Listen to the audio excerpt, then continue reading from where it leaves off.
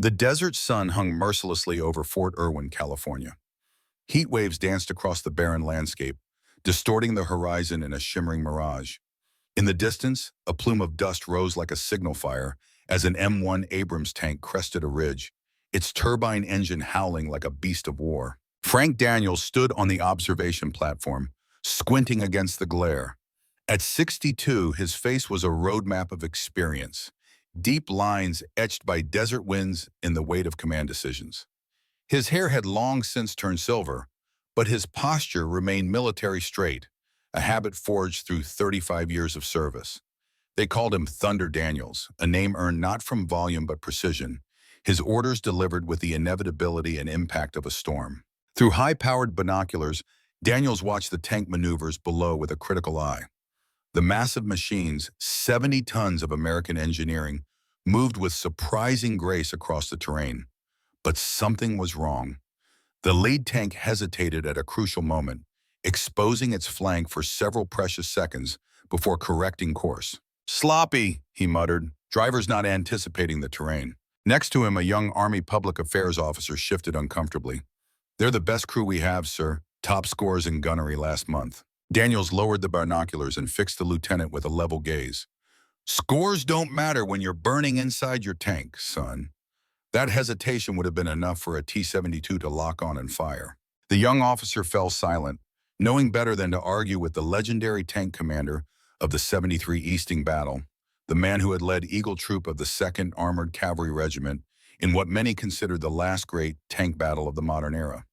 During Operation Desert Storm in 1991, then Captain Daniels had commanded his 9 M1A1 Abrams tanks against more than 30 Iraqi T-72s and T-55s, destroying them all without losing a single American tank. A battle that had earned him the Silver Star and a place in military history. Now Daniels was here only as a courtesy visit, a living legend touring the National Training Center before giving a talk to officer candidates. His days of command were long behind him, or so he thought. The vibration of his phone interrupted his thoughts. Daniels reached into his pocket, frowning at the unfamiliar number on the screen. Military habit made him answer despite his reluctance. "Daniels, Thunder, it's been too long." The voice was instantly recognizable, carrying the weight of authority and the familiarity of shared foxholes. "General Hayes," Daniels replied, unconsciously straightening his already perfect posture. "This is unexpected."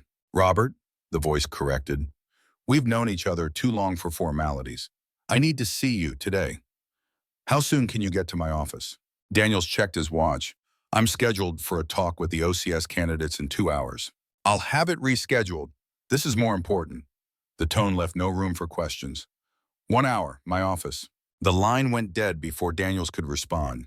He pocketed the phone, a sense of unease settling in his gut like cold lead. Major General Robert Hayes wasn't a man given to melodrama or urgency without cause. As commander of the National Training Center at Fort Irwin, Hayes oversaw the most realistic combat training environment outside of actual war. If something had him concerned enough to cancel a scheduled event, it wasn't good news. The lieutenant looked at him questioningly. "Everything all right, sir?" "We'll see," Daniels replied. "I need a ride to the headquarters building." As the Humvee wound its way through the sprawling military installation, Daniels gazed out at the passing landscape. Fort Irwin spread across 1,000 square miles of the Mojave Desert, its terrain carefully sculpted to replicate battlefields from around the world.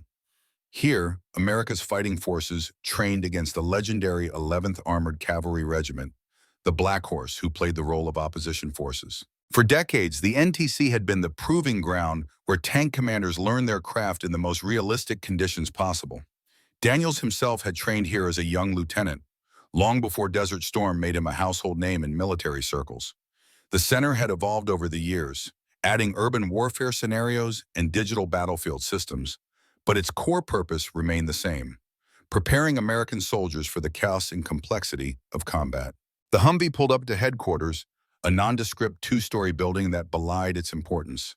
Daniels thanked the driver and stepped into the air-conditioned interior, the sudden temperature change raising goosebumps on his arms. A sergeant at the front desk recognized him immediately. "Captain Daniels, an honor, sir." The young man stood and offered a crisp salute. "It's just Mr. Daniels now, son," he corrected gently, though he returned the salute out of respect. Military courtesy was ingrained too deeply to ignore. "I'm here to see General Hayes." "Yes, sir. He's expecting you. Top floor, end of the hall." Daniels nodded his thanks and made his way to the elevator. As the doors closed, he caught his reflection in the polished metal surface. The man who stared back seemed both familiar and strange. The uniform was gone, replaced by a simple button-down shirt and khakis, but the eyes were unchanged, carrying the same intensity that had once commanded men in battle. For a moment, he saw himself as he had been in 1991, younger but with the same determined set to his jaw, the same calculating gaze. The elevator doors opened, breaking the moment of reflection.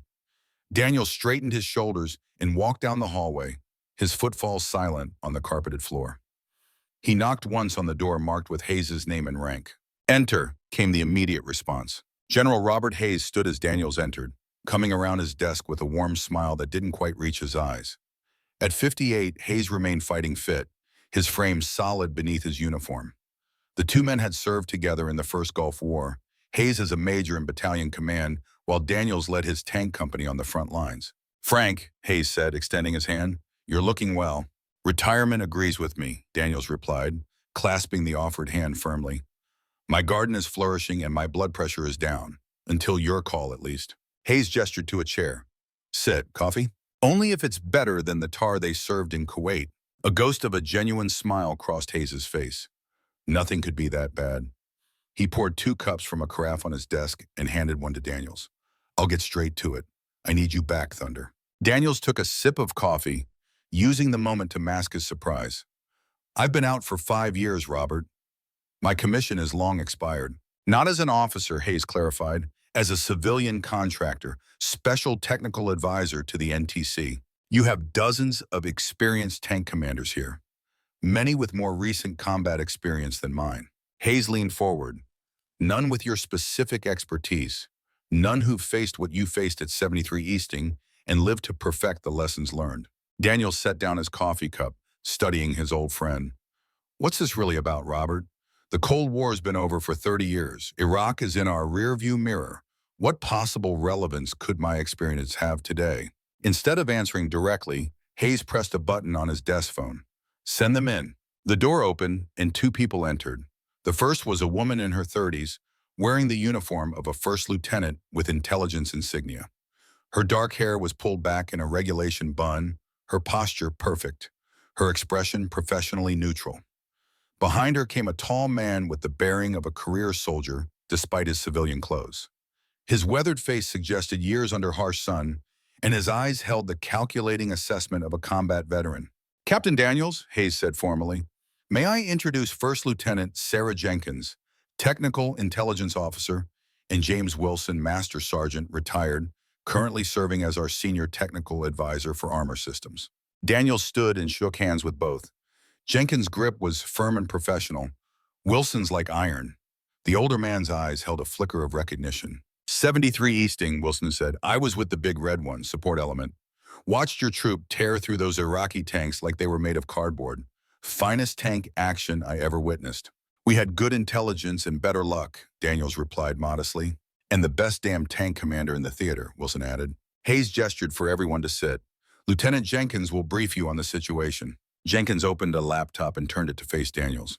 "Sir, for the past 18 months, we've been monitoring a significant technological development in mechanized warfare, specifically modifications to light armored reconnaissance vehicles that give them unprecedented capabilities against main battle tanks." The screen showed a familiar silhouette, one Daniels recognized immediately. "That's a Lev 25. Marines have been using them since the 80s. "Yes, sir, but not like this." Jenkins tapped a key, bringing up a new image. "This is a modified LA-25 with a new weapons system and electronic warfare package. It was photographed during exercises near the Baltic states 3 months ago." Daniels leaned forward, his interest genuinely piqued. The vehicle retained the basic outline of the LAV-25, but with noticeable modifications to the turret and what appeared to be additional modules along the hull. "What am I looking at, Lieutenant?" "A game changer, sir," Jenkins replied. "The modifications include an advanced anti-tank guided missile system, electronic countermeasures that can disrupt targeting systems, and a thermal signature reduction system that makes it nearly invisible to standard IR detection. In plain English, Wilson interjected, it can hide from our tanks until it's close enough to kill them, then disappear before we can return effective fire. Daniels frowned. No light vehicle can stand up to a direct hit from a 120-meter cannon. They don't plan to get hit, Hayes said quietly. Their doctrine is based on mobility and first strike capability. Hit-and-run tactics against heavier, slower forces. Our M1s can do 45 miles per hour on flat terrain, Daniels countered. Jenkins nodded. Yes, sir, but these modified LAVs have been clocked at over 60 mph and can maintain combat operations for longer periods without refueling. And they're being deployed in significantly larger numbers. Our intelligence suggests a doctrine of 5-to-1 numerical superiority. Daniel sat back, processing the information. You're describing a serious threat to our armored supremacy. Why am I just hearing about this now? Need to know, Hayes said simply. And until recently, it was a theoretical threat. That's changed. Wilson stood and moved to a wall safe behind Hayes' desk. After entering a combination, he removed a folder with red borders and stamped with multiple security classifications. He placed it in front of Daniels but kept his hand on it. What I'm about to show you is classified at the highest levels, Wilson said, his voice grave. Before you look at this, I need your verbal confirmation that you understand the security implications. Daniels met the man's gaze steadily. I held TS-SCI clearance for 20 years, Sergeant. I know how to keep secrets. Wilson nodded and removed his hand from the folder. Just making it official, sir. Daniels opened the folder to find high-resolution photographs of what appeared to be a military depot. The location was unmarked, but the terrain suggested somewhere in the southwestern United States. His blood ran cold as he recognized the vehicles parked in neat rows.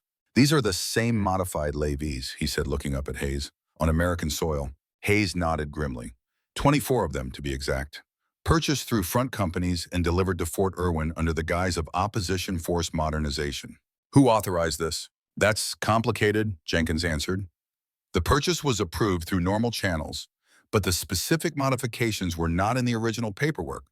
By the time we realized what we had, they were already here and being prepared for deployment and training exercises. The current cover story, Wilson added, is that they represent a new generation of light reconnaissance vehicles being fielded by potential adversaries, and our units need to train against them. Daniels closed the folder, his mind racing through tactical implications. That part's true enough, but you wouldn't have called me here just for a new OPFOR vehicle. Hayes exchanged glances with Jenkins and Wilson before answering. 3 weeks ago, one of these vehicles was used in a training exercise against an M1A2 platoon from the 1st Armored Division. 4 tanks, our best crews, with full intelligence briefing on what they were facing. And, Daniels prompted, though he suspected the answer. All 4 Abrams were knocked out in under 7 minutes. No American casualties thanks to the exercise protocols, but if it had been real combat, Hayes let the implication hang in the air. Daniels felt a chill despite the office's comfortable temperature. Who's commanding these LOVs? That's where things get interesting, Jenkins said, turning her laptop to show a personnel file. Captain Viktor Kozlov, American citizen, born in Odessa, immigrated with his parents at age 10, graduated West Point, served with distinction in Iraq and Afghanistan, specializes in light armored cavalry tactics. The photo showed a man about 40, with the hard features of Eastern European ancestry and calculating eyes. Something about him struck Daniels as familiar, though he couldn't place it immediately. Kozlov requested transfer to NTC 2 years ago, Jenkins continued. Since then, he's been developing new tactics for light armor against heavy forces. His record is impeccable. His performance reviews stellar. Too stellar, Wilson muttered. Nobody's that perfect. Hayes silenced him with a look before turning back to Daniels. What Lieutenant Jenkins isn't telling you is that Kozlov specifically requested to face your former unit in the exercise. He's been studying your tactics, Frank. Every report, every after-action review from 73 Easting, and your subsequent operations. He's building a doctrine specifically designed to counter the American armored warfare approach that you helped pioneer. Realization dawned on Daniels. The International Tank Biathlon 2005, Grafenwohr, Germany. Hayes nodded, a grim smile acknowledging Daniels' memory. You beat him by 12 seconds on the combat course. He was representing his father's homeland as a gesture of goodwill, even though he was an American officer. He didn't take it well, Daniels recalled. Said my tactics were outdated even then. that the future belonged to lighter, more agile combat systems. Apparently, he spent the last 20 years proving his point, Wilson said. Daniels turned the laptop back toward Jenkins, having seen enough. You still haven't told me why I'm here. What do you want from me, Robert? Hayes leaned forward, his expression deadly serious. I need you to beat him, Frank. Again. I need you to prove that American heavy armor doctrine can still dominate the battlefield, even against these new threats. By doing what exactly? I haven't commanded a tank in 5 years. By training a new generation, Hayes replied. I want you to take our best tank commanders and teach them what you know, what you learned at 73 Easting, and every engagement since. I want you to develop counter tactics against Kozlov's LAVs. And then what? Then we put it to the test. 1 month from now, we're hosting a multinational training exercise.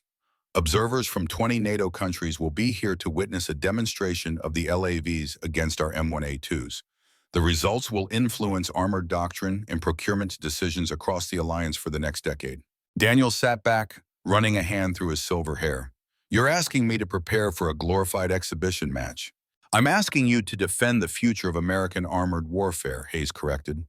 If Kozlov's LAVs dominate our tanks in front of those observers, every potential adversary will accelerate development of similar systems. We'll face a new arms race, one that could potentially neutralize our primary ground warfare advantage. The room fell silent as Daniels considered the implications. Throughout his career, American armor supremacy had been a cornerstone of military doctrine. The M1 Abrams, with its combination of firepower, protection, and mobility, had dominated battlefields from Iraq to Afghanistan. If that supremacy was now in question, the strategic implications were enormous. Who would I be working with? He finally asked. Hayes glanced at Jenkins. Lieutenant Jenkins will be your intelligence support. She knows more about these modified LAVs than anyone outside of Kozlov's team. And I'll be your technical advisor, Wilson added. I've spent the last 15 years studying every upgrade and modification to the Abrams system. If it can be tweaked, adjusted, or enhanced, I know how to do it. What about the crews? You'll have your pick, Hayes assured him. The best tank commanders from across the force, brought here specifically for this mission. Daniels stood and walked to the window, looking out over the vast training grounds of Fort Irwin. In the distance, dust plumes marked the movement of vehicles engaged in the day's exercises. For 5 years, he had lived a quiet life on a small ranch in Tennessee, growing vegetables and occasionally speaking at veterans events. He had told himself he was content, that his days of command were behind him. Yet here he was, being called back to defend everything he had spent his career building. One condition, he said without turning around, I want complete tactical freedom. No interference from the chain of command, no political considerations. If I'm going to do this, I do it my way. Agreed, Hayes said without hesitation. Daniels turned back to face the room. Then I'll need to see these LAVs up close today. And I want to review all the footage from that exercise where they took out our tanks. Jenkins nodded. I can arrange that immediately, sir. And I'll need a competent crew, Daniels added. Not just technicians, but soldiers who understand tank warfare at a fundamental level. Wilson smiled for the first time. I think I can help with that, Captain. It's just Mr. Daniels now, he corrected automatically. Hayes stood and extended his hand. Not anymore. For the duration of this assignment, you've been granted a temporary reinstatement of rank. Congratulations, Captain Daniels. Welcome back to the fight. As they shook hands, Daniels felt a familiar weight settle on his shoulders, the weight of command and responsibility. He had carried it for 35 years before setting it down. Now, picking it up again felt both burdensome and oddly right, like returning to a home long abandoned but never forgotten. Let's go see these wonder vehicles that have everyone so concerned, he said. The drive to the secure facility took them through restricted areas of Fort Irwin that few visitors ever saw. Beyond the well-known training ranges lay specialized facilities dedicated to testing and evaluating new technologies and tactics. Their destination was an unassuming warehouse complex surrounded by multiple layers of security. As their vehicle approached, Daniels noted the unusual level of protection. Armed guards checked credentials at 3 separate checkpoints, and he spotted discreet cameras covering every approach. Whatever was inside, the Army was taking no chances with its security. Jenkins led them through a final security door into the main warehouse.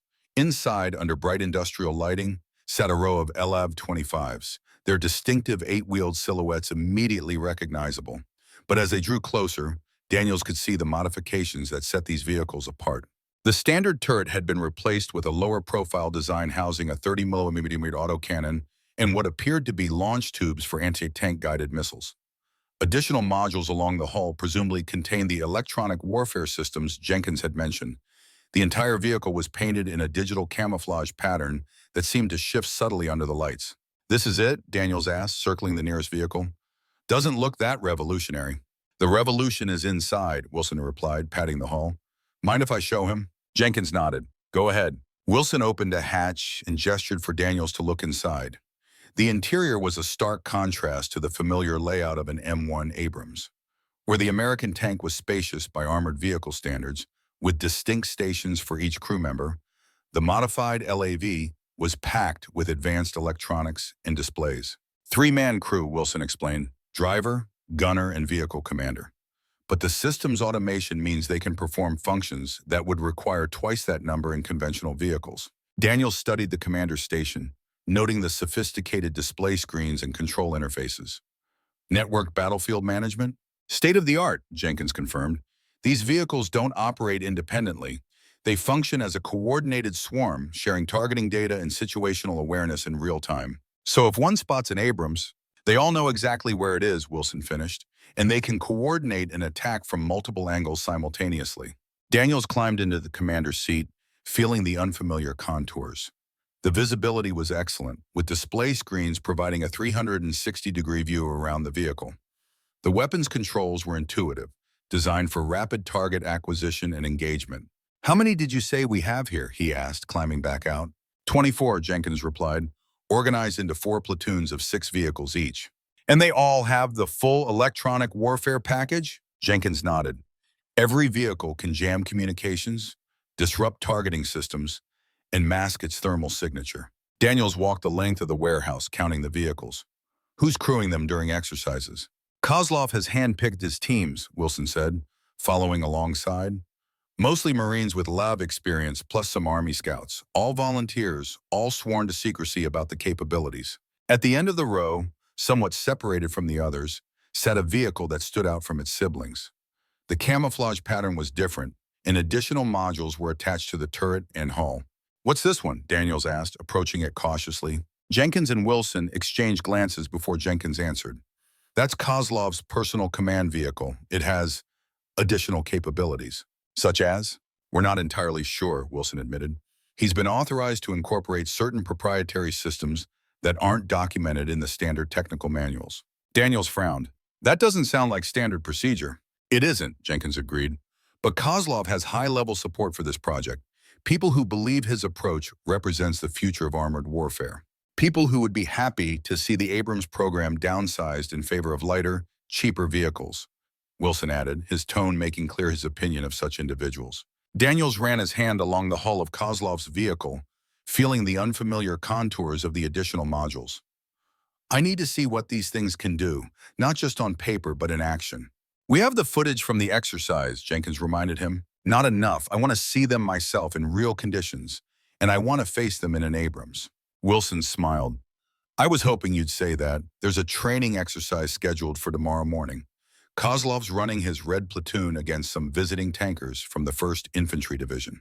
"Can you get me in?" Daniels asked. "As an observer, certainly," Jenkins said. "But if you want to participate, make it happen," Daniels said firmly. "I need to understand what we're up against, and there's no substitute for first-hand experience." "I'll talk to General Hayes," Jenkins promised. "But I should warn you, Kozlov's teams have been dominating every engagement. These aren't the Iraqi T-72s you faced at 73 Easting." "Good," Daniels replied. "I didn't come back for an easy fight." As they exited the warehouse, Daniels paused to look back at the row of modified LAVs. In the dim lighting, they seemed to crouch like predators waiting to pounce. For the first time since his retirement, he felt the familiar surge of pre-battle focus, the mental sharpening that had served him so well throughout his career. "One more thing," he said as they reached their vehicle. "I want everything you have on Kozlov. Not just his military record, but everything. I want to understand what drives him." Jenkins nodded. "I'll have a complete file delivered to your quarters tonight. And I'll start putting together your crew," Wilson added. "Any preferences?" Daniels considered the question. "I need a gunner with competition experience. Someone who can hit a moving target at maximum range under pressure. For loader and driver, I want experience over youth. People who've seen how things can go wrong and know how to recover. I think I know just the team, Wilson said. They're not the youngest or fastest anymore, but they're the best when things get complicated. Perfect, Daniels replied, because I have a feeling things are about to get very complicated indeed. That evening, Daniels sat alone in his temporary quarters, surrounded by files and technical manuals. Jenkins had been true to her word, delivering a comprehensive dossier on Viktor Kozlov, along with complete technical specifications for both the modified LAVs and the current M1A2 Abrams. Wilson had added training manuals and after-action reports from recent exercises. The picture that emerged was concerning. Kozlov had spent years developing and refining his light armor tactics, methodically identifying and exploiting weaknesses in American heavy armor doctrine. His approach was revolutionary not in its equipment, which merely adapted existing technologies, but in its tactical application. Traditional armored warfare relied on the iron triangle of firepower, protection, and mobility. Heavy tanks like the Abrams emphasized the first two at some cost to the third. Kozlov's doctrine inverted this priority, maximizing mobility while using technology to compensate for reduced armor protection. Most concerning were the results. In 27 simulated engagements over the past 6 months, Kozlov's LAV platoons had achieved an 89% victory rate against M1A2 Abrams tanks, often with zero losses of their own. The few defeats had come early in the program, before his crews had fully mastered the new systems and tactics. A knock at the door interrupted Daniel's reading. He closed the file and stood, stretching muscles stiff from hours of sitting. "Enter," he called. The door opened to reveal a young sergeant in dress uniform, standing at attention. "Captain Daniels, sir, Lieutenant Colonel Carter requests your presence at the officers' club at your earliest convenience." Daniels checked his watch, nearly 2,100 hours. "Did the lieutenant colonel specify the nature of this meeting, Sergeant?" "No, sir, only that it was important and unofficial." The emphasis on the last word caught Daniels' attention. Unofficial meant off the record, which could mean either trouble or an opportunity for candid conversation. "Tell Colonel Carter I'll be there in 15 minutes, he said. "Yes, sir." The sergeant saluted crisply and departed, leaving Daniels to wonder about this unexpected development. The officers' club at Fort Irwin was like similar establishments on military bases worldwide, a place where the formalities of rank could be temporarily relaxed over drinks and conversation. As Daniels entered, he scanned the room, quickly identifying Lieutenant Colonel Michael Carter sitting alone at a corner table. Carter was in his early 40s, with the lean build of a career officer who maintained his physical standards well beyond the minimum requirements. He wore no insignia on his civilian clothes, but his military bearing was unmistakable. As Daniels approached, Carter stood and extended his hand. "Captain Daniels, thank you for coming." "Colonel Carter," Daniels replied, shaking the offered hand. "I don't believe we've been formally introduced." "We haven't," Carter confirmed, gesturing to an empty chair. "Please join me. Can I order you a drink?" "Bourbon, neat," Daniels said, taking the seat. "And then you can tell me why I'm here." Carter signaled a server and placed the order before turning back to Daniels. "I command the 166 Armor at Fort Riley. I have to have one. My battalion is currently here for rotation at NTC. The same battalion that's facing Kozlov's LAVs tomorrow," Daniels noted. "The very same." Carter studied Daniels for a moment. "I understand you'll be joining the exercise. News travels fast. It's a small community, armor officers." Carter leaned forward slightly, especially when a legend like Frank Thunder Daniels comes out of retirement for a special assignment. The server arrived with their drinks, momentarily pausing the conversation. Once they were alone again, Daniels took a sip of his bourbon, savoring the warm burn. "I'm curious, Colonel. What's your interest in my participation tomorrow?" Carter swirled the ice in his scotch. "My tanks have faced Kozlov's LAVs 3 times in the past week. 3 times we've been decimated. My crews are among the best in the Army, yet they're being systematically outmaneuvered and defeated by light reconnaissance vehicles. It's demoralizing." "Losing always is," Daniels acknowledged. "It's more than that." Carter's voice dropped lower, though the ambient noise of the club made their conversation private enough. "Something about these exercises feels wrong. Kozlov's teams seem to know our plans before we execute them. They anticipate our movements with uncanny accuracy." Daniel set down his glass. "Are you suggesting the exercises are rigged?" I'm suggesting that the playing field isn't level, Carter replied carefully. And I'm not the only one who's noticed. There's been talk among the other unit commanders. What does General Hayes say? That's just it. When we've raised concerns through official channels, we're told the purpose of these exercises is to expose weaknesses in our tactics and equipment, that we should learn from the defeats rather than question them. A reasonable position, Daniels observed. In principle, yes. Carter leaned closer. But these aren't just defeats, Captain. They're humiliations. And they're being carefully documented and presented to observers from across NATO as evidence that the era of the main battle tank is over. The implications were clear. If NATO allies became convinced that heavy armor was obsolete, it would fundamentally shift military procurement and doctrine across the alliance. The potential consequences for American strategic interests were profound. Why are you telling me this? Daniels asked, though he suspected the answer. Because you're the only one who might be able to change the narrative, Carter said simply. Your reputation, your experience at 73 Easting, gives you credibility that the rest of us lack. If you can defeat Kozlov's Alavis, or even fight them to a draw, it would force everyone to reconsider the conclusions being drawn from these exercises. Daniels took another sip of bourbon, weighing Carter's words. I appreciate your candor, Colonel, but I'm just here as an advisor, not a miracle worker. With respect, sir, that's not what your reputation suggests. Carter finished his scotch and set the glass down firmly. The men and women who crew those Abrams tanks believe in the platform. They believe in the doctrine we've developed over decades of experience. But right now, their confidence is being systematically undermined. They need someone to show them it's not the tank or the doctrine that's failing, but something else. And you think I'm that someone? I know you are. Carter stood, signaling the end of their conversation. Tomorrow morning, 0600 at the motor pool. I've assigned you my best crew as requested. They'll be ready. As Carter turned to leave, Daniels called after him. Colonel, one question. Do you know Kozlov personally? Carter paused. We were at West Point together, different years. His reputation was intense, brilliant tactician, but singularly focused on proving his theories, sometimes at the expense of teamwork. Why do you ask? Just trying to understand what I'm up against, Daniels replied. With a nod, Carter departed, leaving Daniels alone with his bourbon and his thoughts.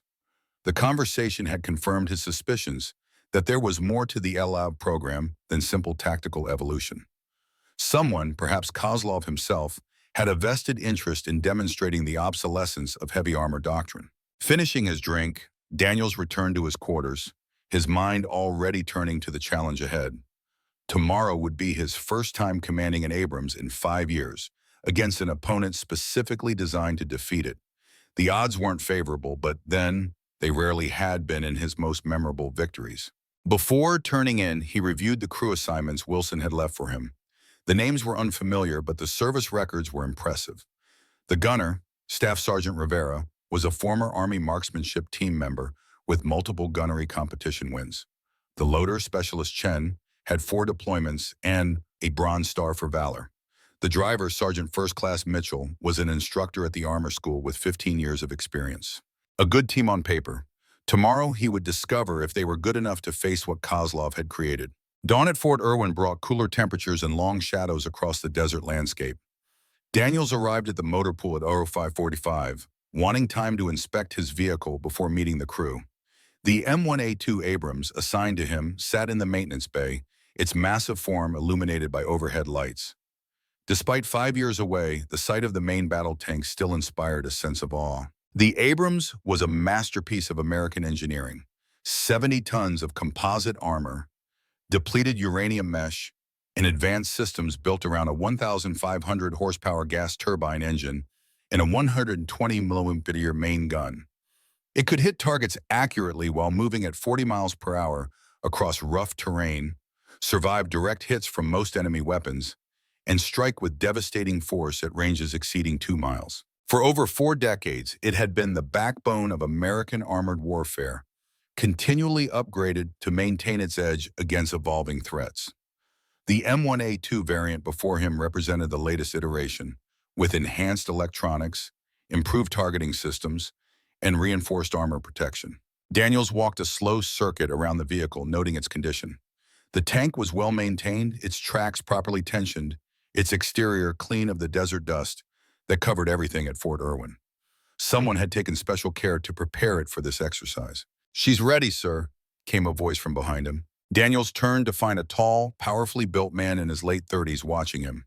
The sergeant's stripes on his uniform identified him as Sergeant First Class Mitchell, his assigned driver. "Good morning, Sergeant," Daniels said, offering his hand. "Frank Daniels." "Jason Mitchell, sir." The handshake was firm without being aggressive. "It's an honor to drive for you today. Let's see if you still feel that way by the end of the exercise," Daniels replied with a hint of a smile. "Where are the others?" "Gear room, sir. Final checks on their equipment."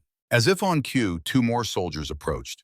The first was a wiry Hispanic man in his early 30s, moving with the precise economy of motion that marked experienced soldiers. Behind him came a younger Asian American soldier, carrying an equipment bag over one shoulder. "Staff Sergeant Rivera, gunner." The first man introduced himself with a crisp salute. "Ready for duty, sir." "Specialist Chen, loader," the second added. "Honored to serve with you, Captain." Daniels returned their salutes. "At ease, gentlemen. We have about 30 minutes before we need to move out. Let's talk about what we're facing today." He led them to a nearby table where a map of the training area was spread out. Using a grease pencil, he quickly outlined the scenario they would be facing. 4 LAV-25s with enhanced capabilities against our single M1A2. Terrain is mixed desert and rocky ridgelines, with limited visibility due to dust and morning haze. Exercise starts at Aero 700 and runs until one side achieves its objectives or is completely neutralized. "What are the objectives, sir?" Rivera asked. "Ours is simple. Survive and reach this extraction point." Daniel circled a location on the map. "The LAVs have to prevent us from reaching it while attempting to destroy our vehicle. Standard laser target designators will register hits." Chen studied the map. "That's nearly 15 kilometers through open terrain. They'll have multiple opportunities for ambush." "Exactly," Daniels confirmed, "which is why we're not going to take the obvious route." He traced an alternative path that wound through a series of rocky outcroppings. "It's rougher terrain, but it offers cover and concealment that the main route doesn't." Mitchell nodded appreciatively. "Tougher driving, but better protection. I can handle it, sir." "Good, because I'm going to need your best work today." Daniels looked each man in the eye. "I won't lie to you. These labs have been dominating similar exercises for months. They have better mobility, advanced electronic warfare capabilities, and a networked battlefield management system that lets them coordinate their attacks with precision." "So why are we going to win?" Rivera asked bluntly. Daniels smiled. "Because they've never faced a crew like this before. Because while technology matters, it's the humans operating it that ultimately determine the outcome of battle. And because I've spent the last 12 hours studying every engagement these LOVs have fought, identifying patterns and weaknesses in their approach." He rolled up the map and handed it to Chen. "Memorize that route, then destroy the map. I don't want any record of our planned path that could be compromised." "You think they've been getting advanced intelligence, sir?" Mitchell asked. "I think we should assume nothing and take every precaution," Daniels replied. "Now let's go over the specifics of how we're going to handle this." For the next 20 minutes, Daniels outlined his strategy, answering questions and incorporating suggestions from the crew. By the time they were done, a sense of cautious confidence had replaced the initial uncertainty. "Mount up," Daniels ordered. "Let's run pre-combat checks and be ready to roll in 15 minutes." As the crew dispersed to their stations, Daniels took a moment to center himself. The familiar pre-battle routine helped focus his mind, pushing aside the 5 years of civilian life and reconnecting him with the instincts and habits that had served him so well in combat. He climbed onto the tank and dropped into the commander's hatch, settling into the seat that had once been as familiar to him as his own bed. The interior of the Abrams was cramped but efficiently organized, with each crew member station designed for maximum effectiveness in combat conditions. "Comms check," he said into his helmet microphone. "Driver check," Mitchell responded immediately. "Gunner check," came Rivera's voice. "Loader check." Chen completed the sequence. "System status?" Rivera ran through the checklist. "Fire control computer online, thermal imaging operational, laser rangefinder calibrated, main gun and coke both functional with simulated ammunition loaded, all systems green." "Engine and mobility?" Daniels asked. "Fuel at a 100%, engine temperatures normal, hydraulics at proper pressure," Mitchell reported. "Ready to move on your command." "Ammunition status?" 40 simulated heat rounds, 20 sabot, 10 multi-purpose," Chen confirmed. "First round is heat, loaded and ready." Daniels nodded to himself. Excellent. Driver, start engine and prepare to move to the starting position. The turbine engine whined to life, rising quickly to a distinctive howl that had earned the Abrams the nickname Whispering Death among Iraqi forces. Despite its massive weight, the tank moved smoothly as Mitchell guided it out of the motor pool and toward the designated starting area for the exercise. As they approached the starting line, Daniel spotted a group of observers on a nearby rise, including General Hayes and several officers he didn't recognize. Among them stood a tall figure in desert camouflage, who could only be Captain Victor Kozlov, watching the Abrams with calculating interest. "We have an audience today, gentlemen," Daniels informed his crew. "Let's make sure we give them a show worth watching." A range safety officer approached the tank, signaling for Daniels to open his hatch. "Captain, exercise begins in 5 minutes. LAV force is already deployed in the training area. Rules of engagement are standard. Laser designators will register hits. Systems will automatically simulate damage or destruction based on hit location and weapon type. Any questions?" "None," Daniels replied. "We're ready." The officer nodded and stepped back. "Good hunting, sir." Daniels secured his hatch and switched to the crew intercom. "This is it. Remember the plan. We move fast and unpredictably. We use terrain for cover, and we hit hard when we engage. These LAVs want to swarm us and overwhelm our targeting capabilities. We're not going to let that happen." "Yes, sir," came the unanimous response. A flare shot into the air, signaling the start of the exercise. Mitchell immediately put the tank into motion, accelerating smoothly toward the first waypoint on their planned route. Daniels rotated in his position, scanning the terrain through his vision blocks, alert for any sign of the enemy vehicles. "Gunner, focus on the ridgeline to our 3 o'clock, he ordered. "That's the most likely position for their first observation post." "On it, sir," Rivera replied, swinging the turret smoothly to track the indicated terrain. The first 10 minutes passed without incident as Mitchell skillfully navigated the rocky terrain, keeping the massive tank moving at a surprisingly brisk pace while minimizing their exposure to potential observation. "Driver, hold position behind this outcropping," Daniels commanded as they reached a large rock formation that offered concealment from the most likely enemy positions. Mitchell brought the tank to a stop, keeping the engine running. "Position held, sir." Daniels switched to the thermal imaging system, scanning methodically across the visible terrain. The morning desert was still cool enough that vehicles would stand out clearly against the background temperature. "Contact," Rivera reported suddenly. "Two heat signatures bearing 045 range approximately 2,100 meters, moving west to east along the northern ridge." "Identified as LAVs?" Daniels asked, shifting his own sight to the reported location. "Confirmed, sir. Thermal profile matches. They appear to be in observation position, not combat stance. They're looking for us along the main route," Daniels noted with satisfaction. "Our diversion is working. Driver, continue on planned route. Maintain cover wherever possible." As the tank resumed its advance, Daniels felt the familiar rhythm of combat operations returning. The coordination between commander, gunner, and driver, the constant awareness of terrain and threat, the mental calculation of angles and distances, all came back as naturally as breathing. For the next 30 minutes, they made steady progress toward their objective, using the terrain to mask their movement while avoiding direct contact with the LAVs, which seemed to be concentrating their search along the more obvious approaches. "We're making good time, sir," Mitchell reported, "about halfway to the extraction point." "Don't get complacent," Daniels warned. "They'll realize their error soon enough and adjust their search pattern." As if to confirm his assessment, Rivera's voice came urgently over the intercom. "Contact.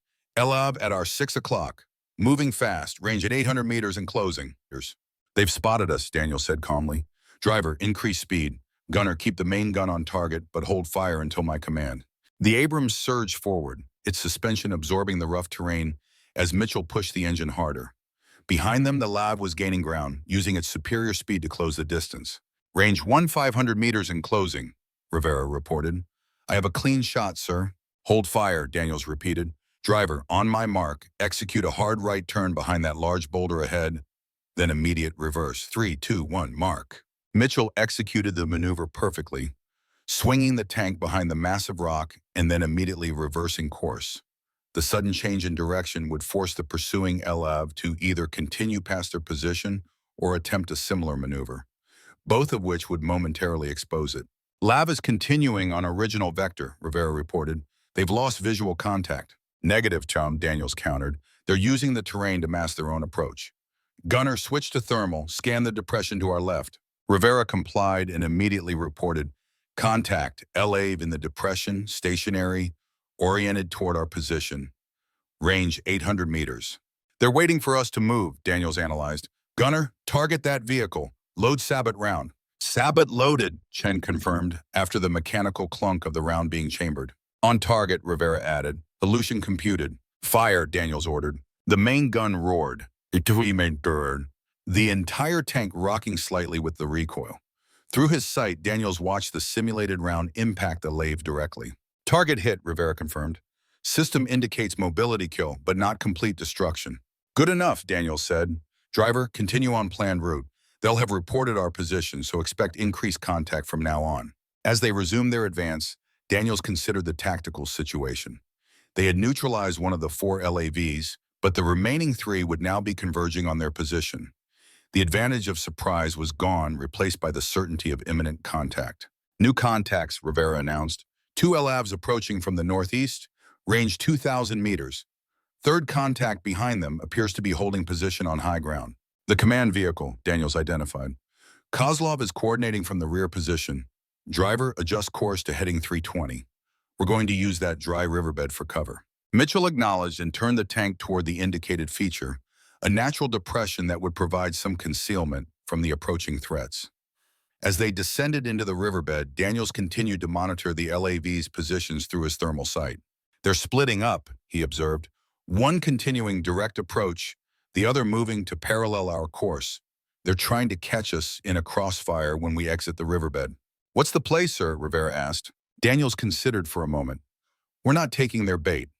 Driver, stop here where the riverbed deepens. Gunner, orient on the approaching LAV. We'll engage from defilade position. The tank came to a halt in a section where the riverbed walls rose nearly 3 meters on either side, providing excellent hold-down protection while still allowing the turret to engage targets beyond the rim. LAV approaching the riverbed from the east, Rivera reported, range 1,200 meters and closing. Let them come closer, Daniels instructed. We want to ensure first-round effect. The minutes stretched as they waited, the tension building in the confined space of the tank. Daniels used the time to scan for the second LAV, eventually locating it paralleling their position about 1,500 meters to the north. Range 800 meters, Rivera updated. Target is moving cautiously, using terrain features for partial cover. They suspect a trap, Daniels said. Gunner, do you have a clean shot? Affirmative, sir. Target acquired, solution computed. Fire. Again, the main gun thundered, and again, the round found its mark. Target hit, Rivera announced with satisfaction. System indicates complete kill. Good shot, Daniels acknowledged. Now we deal with his friend. Driver, reverse up the southern bank, slow and steady. Mitchell backed the tank up the gentle slope of the riverbed's southern edge, keeping the turret facing north where the second LAV was positioned. As they crested the rise, Rivera immediately acquired the target. Contact, bearing 0 Terran, range 1,300 meters, moving laterally, attempting to maintain distance. They're trying to stay outside effective range of our main gun while using their missiles, Daniels assessed. Not happening. Gunner, lead the target and fire when ready. Rivera made minute adjustments to the fire control system, accounting for the LAV's movement. On target, firing! The third shot was equally successful, the simulation registering another kill. 3 down, Daniels announced. Only Kozlov's command vehicle remains. Driver, resume course to extraction point, maximum speed. We're going to finish this. As the tank accelerated across the open terrain, Daniels scanned for any sign of the final LAV. The command vehicle had last been observed on high ground to the northeast, but there was no guarantee it had remained there.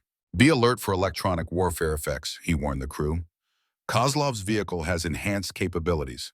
We may experience targeting system disruptions or communications interference. They had covered another kilometer when the first anomalies appeared.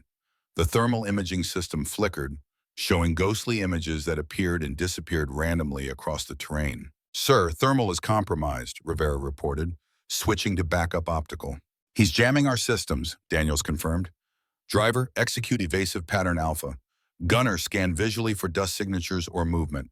The tank began a series of random speed and direction changes, making it harder for enemy targeting systems to obtain a lock. Despite the electronic interference, they were now less than 3 kilometers from the extraction point. Victory was within reach. Visual contact, Chen suddenly called out.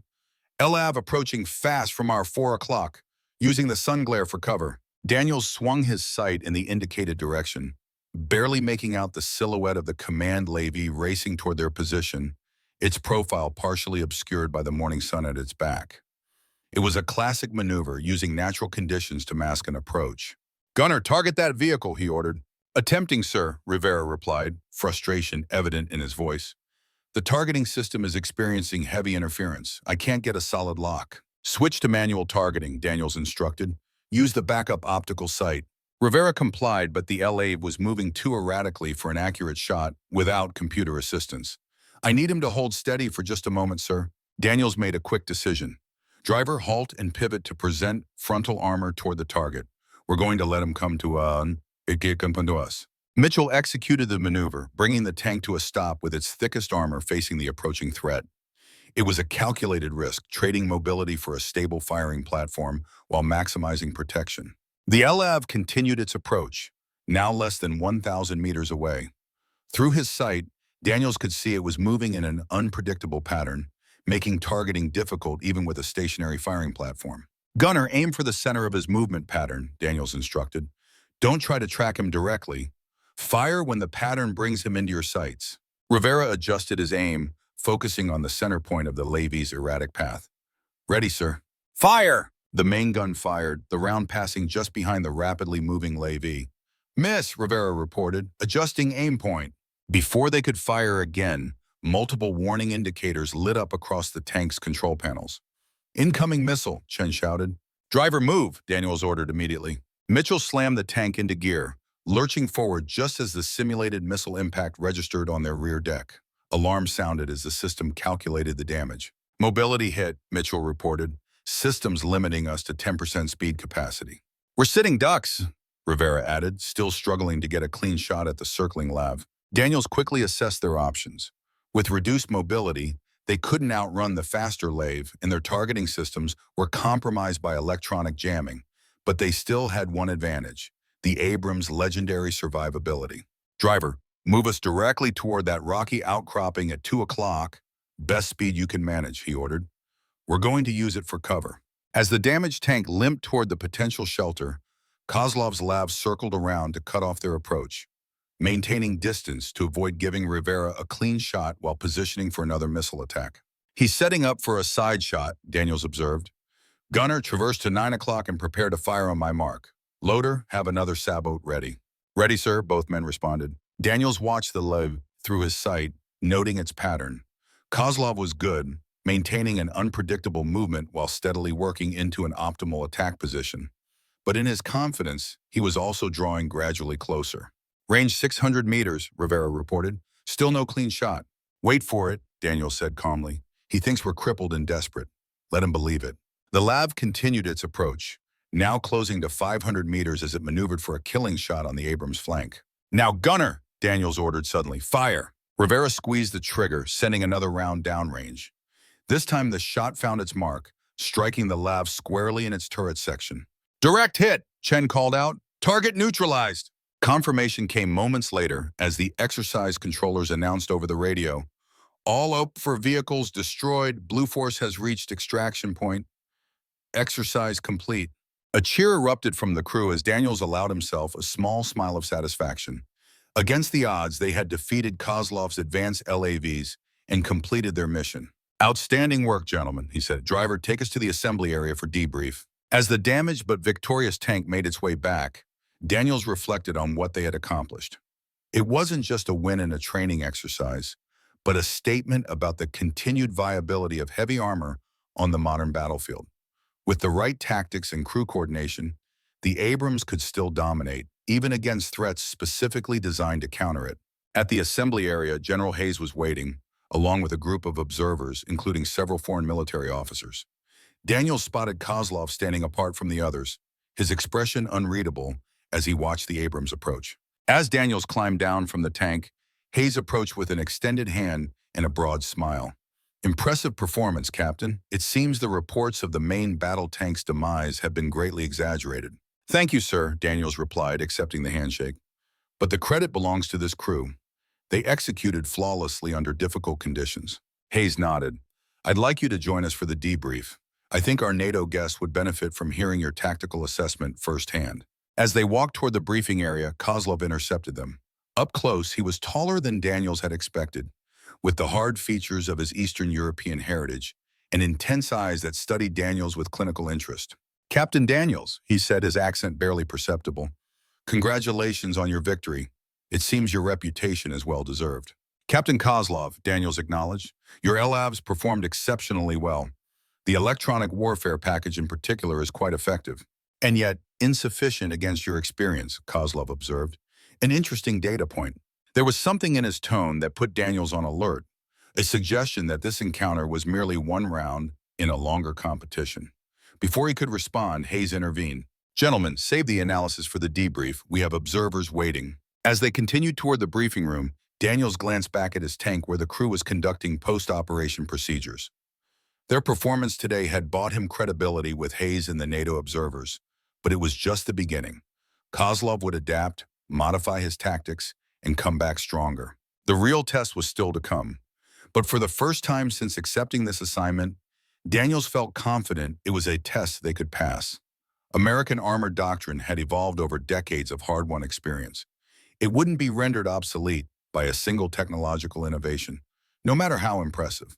The battle for the future of armored warfare was joined, and Frank "Thunder" Daniels was back in the fight.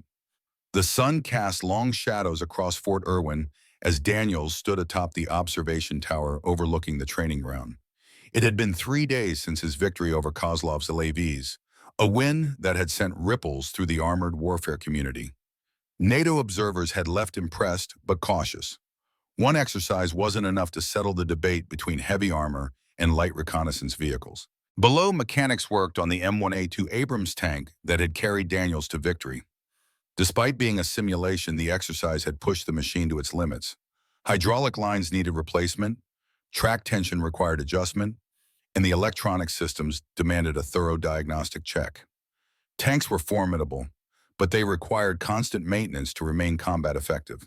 "Not exactly low maintenance, are they?" a voice observed from behind. Daniels turned to find Lieutenant Jenkins approaching with a tablet under her arm.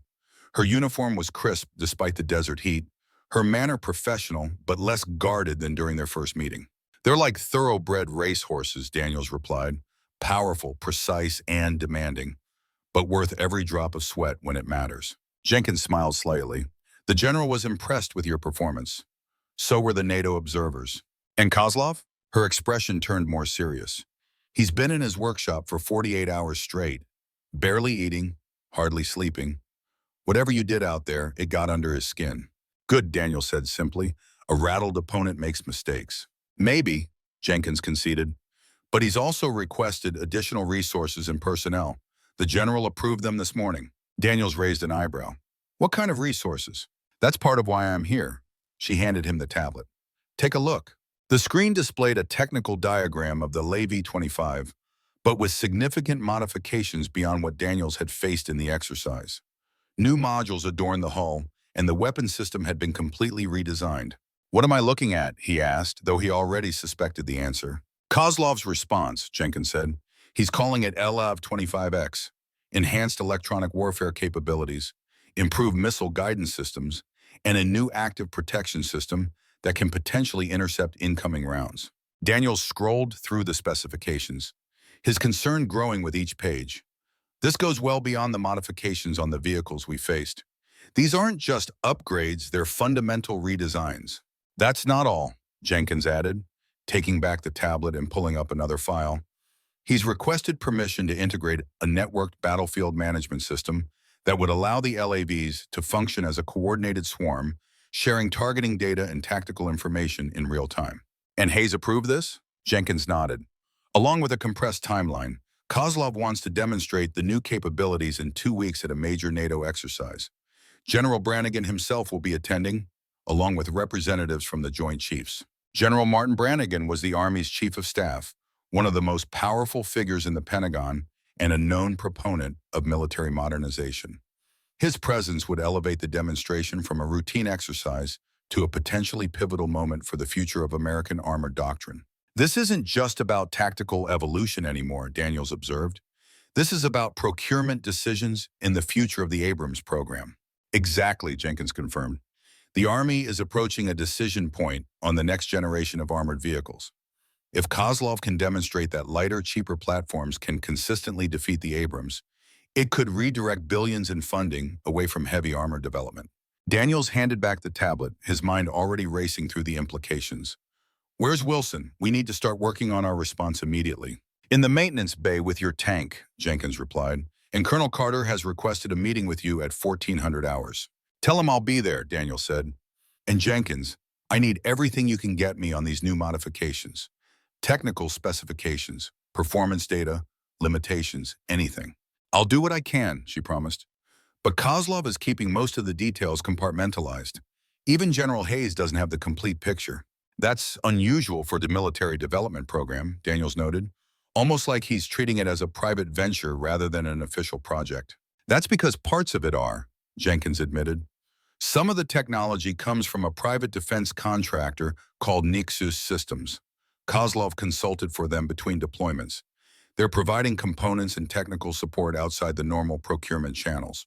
The name was vaguely familiar to Daniels, one of the newer players in the defense industry that had emerged in the post-Iraq War period.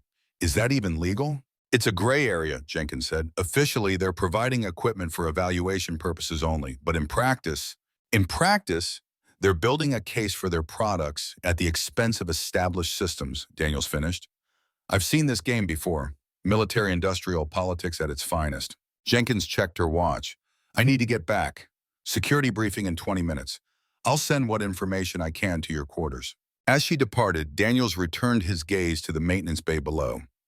The challenge ahead was more complex than he had initially understood. This wasn't just about tactics and technology, but about the intersection of military doctrine, industrial interests, and institutional politics. A dangerous battlefield, even for someone with his experience. The maintenance bay echoed with the sounds of tools and machinery as Daniels made his way toward his tank.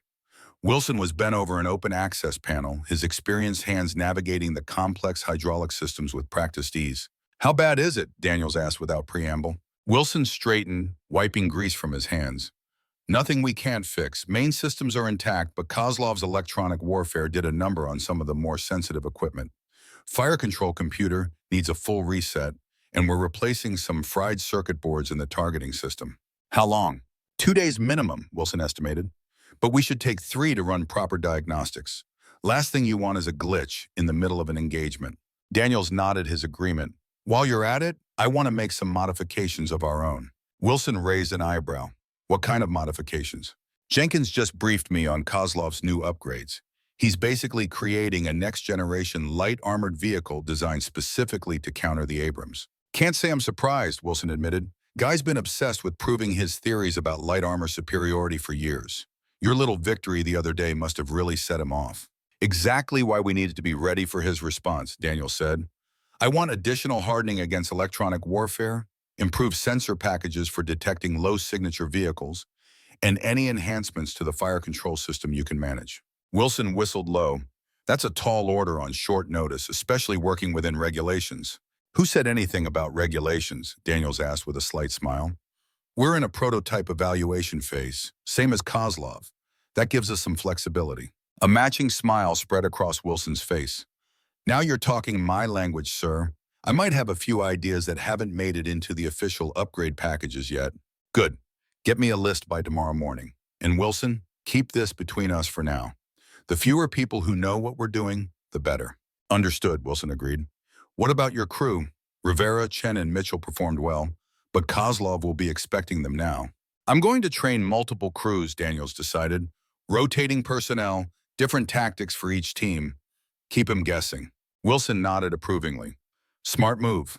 I'll start identifying candidates, focus on experienced NCOs who can adapt quickly." "Perfect. Now I need to meet with Colonel Carter.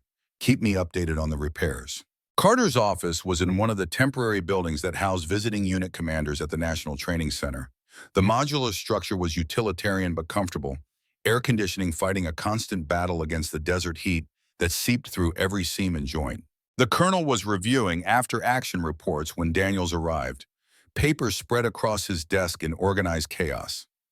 He stood as Daniels entered, offering a hand. "Captain, thank you for coming. Please have a seat." As Daniels settled into the chair, Carter poured 2 glasses of water from a pitcher on his desk. "I've been going over the telemetry from your engagement with Kozlov's levies. Impressive work, especially given the electronic countermeasures you were facing." "Thank you, sir. But I suspect Kozlov is already developing countermeasures to our approach." Carter nodded grimly. "That's what I wanted to discuss.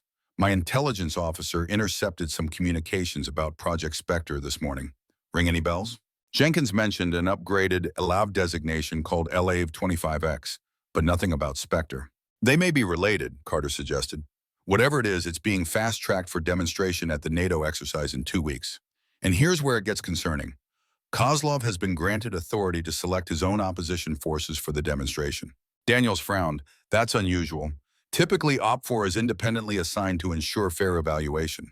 "Exactly," Carter agreed. "But Kozlov has argued that since this is a technology demonstration rather than a tactical evaluation, he should be able to select opposition that best highlights the capabilities of his system." "Let me guess," Daniels said. "He hasn't selected my crew or our modified Abrams." Carter shook his head. "Quite the opposite. He specifically requested you as the opposing force commander, but he wants you in a standard unmodified M1A2 with a crew of his choosing." The implications were clear. Kozlov wanted to face Daniels again, but this time with the deck stacked in his favor. A standard Abrams with an unfamiliar crew against Kozlov's enhanced levies would be at a severe disadvantage, especially if the crew members were less experienced or worse, subtly biased toward the levy program. "Who approved this arrangement?" Daniels asked. "It came down from division level, possibly higher," Carter replied. "There are powerful interests backing Kozlov's project, both within the Army and in the defense industry." "Nexus Systems," Daniels said. Carter looked surprised. "You know about them?" Jenkins mentioned they're providing components for Kozlov's upgrades. "What's their stake in this?" "They're positioning to be the prime contractor for the Army's next-generation combat vehicle program," Carter explained. "A multi-billion-dollar opportunity. If they can demonstrate that their technology enables light vehicles to consistently defeat main battle tanks, they could reshape procurement priorities for the next decade." Daniels considered this information carefully. The stakes were even higher than he had initially realized. This wasn't just about one officer's theoretical preferences or even the future of the Abrams platform. It was about the fundamental direction of American ground warfare doctrine. "What are you suggesting, Colonel?" Carter leaned forward, lowering his voice slightly, though they were alone in the office. "I can't officially advise you to reject the parameters of the demonstration. That would be undermining a direct order. However, I can inform you that my battalion will be conducting independent exercises with modified Abrams configurations over the next 2 weeks. Should you wish to observe or participate in those exercises, that would fall within your advisory role." It was a carefully worded offer of support without explicitly challenging the established chain of command. Carter was offering Daniels the opportunity to prepare for Kozlov's challenge outside the constraints being imposed on the official demonstration. "I appreciate your commitment to comprehensive training, Colonel," Daniels replied with equal care. "I would certainly value the opportunity to observe different tank configurations in action." Carter nodded, understanding the subtext perfectly. "Excellent. My XO will provide you with the exercise schedule. Now there's one more matter we should discuss." He retrieved a file from his desk drawer and passed it to Daniels. Inside was a dossier on Viktor Kozlov, more detailed than the one Jenkins had provided initially. It included personal history, psychological evaluations, and notes from former commanders and colleagues. "Where did you get this?" Daniels asked, scanning the contents with interest. "Let's just say I have contacts in personnel records who owed me a favor," Carter replied. "Pay particular attention to the psychological profile on page 12. Daniels turned to the indicated page, finding a comprehensive assessment from Kozlov's last command review. Phrases like highly intelligent but rigid thinking patterns and tendency toward obsessive focus on proving theories at the expense of practical considerations jumped out at him. Most revealing was a note from his commanding officer at the armor school. "Captain Kozlov possesses brilliant tactical mind, constrained by personal need for validation. Recommendation to channel talents toward research rather than command positions due to concerning pattern of prioritizing theoretical constructs over personnel welfare." He was passed over for promotion twice, Carter added. Despite an otherwise impressive record, the review board cited concerns about his leadership approach. So we're not just facing a technological challenge, Daniels observed. We're facing a man with something to prove. Exactly. And men with something to prove are both dangerous and predictable. They'll take risks, push boundaries, sometimes break rules to achieve their objectives. Which means we need to be prepared for unconventional tactics, Daniels concluded. And possibly, Carter added carefully, manipulation of the demonstration parameters beyond what's been officially acknowledged. The implication was clear. Carter suspected Kozlov might cheat or at least bend the rules significantly during the NATO demonstration. It was a serious allegation, but one Daniels couldn't dismiss, given the stakes involved and what he was learning about his opponent. Thank you for the insight, Colonel. This will be valuable in our preparations. Carter stood, signaling the end of their meeting. One last thing, Captain. General Hayes believes in you, but there are limits to his ability to intervene if things get politically complicated. There are generals above him with strong opinions about the future of armored warfare, and some of them are already invested in Kozlov's approach. Understood, Daniels said simply. He had navigated military politics throughout his career and knew when he was being warned to watch his back. As Daniels left Carter's office, the weight of responsibility settled more heavily on his shoulders. What had begun as a straightforward advisory role had evolved into something far more consequential. The future of American armored doctrine, the careers of countless tankers, and billions in defense spending now hinged partly on his ability to counter whatever Kozlov was planning. The next morning found Daniels in the simulator building, where tank crews trained in computerized versions of their vehicles before progressing to live exercises. He had arranged for Rivera, Chen, and Mitchell to meet him there at 0600, well before the facility's normal operating hours. Gentlemen, he greeted them as they arrived, looking alert despite the early hour. Thank you for coming. What I'm about to share isn't officially part of our assignment, but it's critical to our success in the upcoming NATO demonstration. He briefed them quickly on Kozlov's upgraded levies and the political dimensions of the situation. The three men listened attentively, their expressions growing more serious as they grasped the implications. So we're not just fighting Kozlov, but a whole procurement agenda, Rivera summarized. Exactly, Daniels confirmed, and we'll be facing it with constraints designed to showcase their system's advantages while minimizing ours. What's the plan, sir? Mitchell asked. 2 tracks, Daniels explained. Officially, we comply with all parameters for the demonstration. Standard Abrams, standard loadout, standard tactics. But unofficially, we prepare for everything Kozlov might throw at us, including capabilities beyond what's been disclosed. You think he's holding back some features? Chen asked. I'm certain of it, Daniel said, which is why we're going to use these simulators to run scenarios beyond the official training program. Worst-case situations, asymmetric tactics, maximum electronic warfare effects, the works. Won't that require access codes we don't have? Rivera pointed out. Daniel smiled slightly. Already taken care of. Wilson has arranged for us to use a diagnostic program that happens to include advanced simulation capabilities. Officially, we're helping test the system. Unofficially, we're preparing for battle. For the next 4 hours, they ran simulation after simulation, facing increasingly difficult scenarios. LAVs that could jam communications, disable targeting systems, and attack from multiple angles simultaneously. LAVs with active protection systems that could intercept incoming rounds. LAVs that use terrain and environmental conditions to mask their approach. By mid-morning, they had completed 12 simulated engagements, winning only 4 against the most advanced opposition configurations. It was humbling but instructive, highlighting vulnerabilities in standard Abrams tactics when facing next-generation light reconnaissance vehicles. We need to rethink our basic approach, Daniels concluded as they took a brief break. Traditional tank doctrine assumes we have superior firepower, protection, and targeting capabilities. Kozlov's LAVs neutralize or bypass those advantages. So what's our edge? Mitchell asked. Experience, Daniels replied without hesitation. Instinct, the human element. These LAVs rely heavily on automated systems and networking. That's both a strength and a weakness.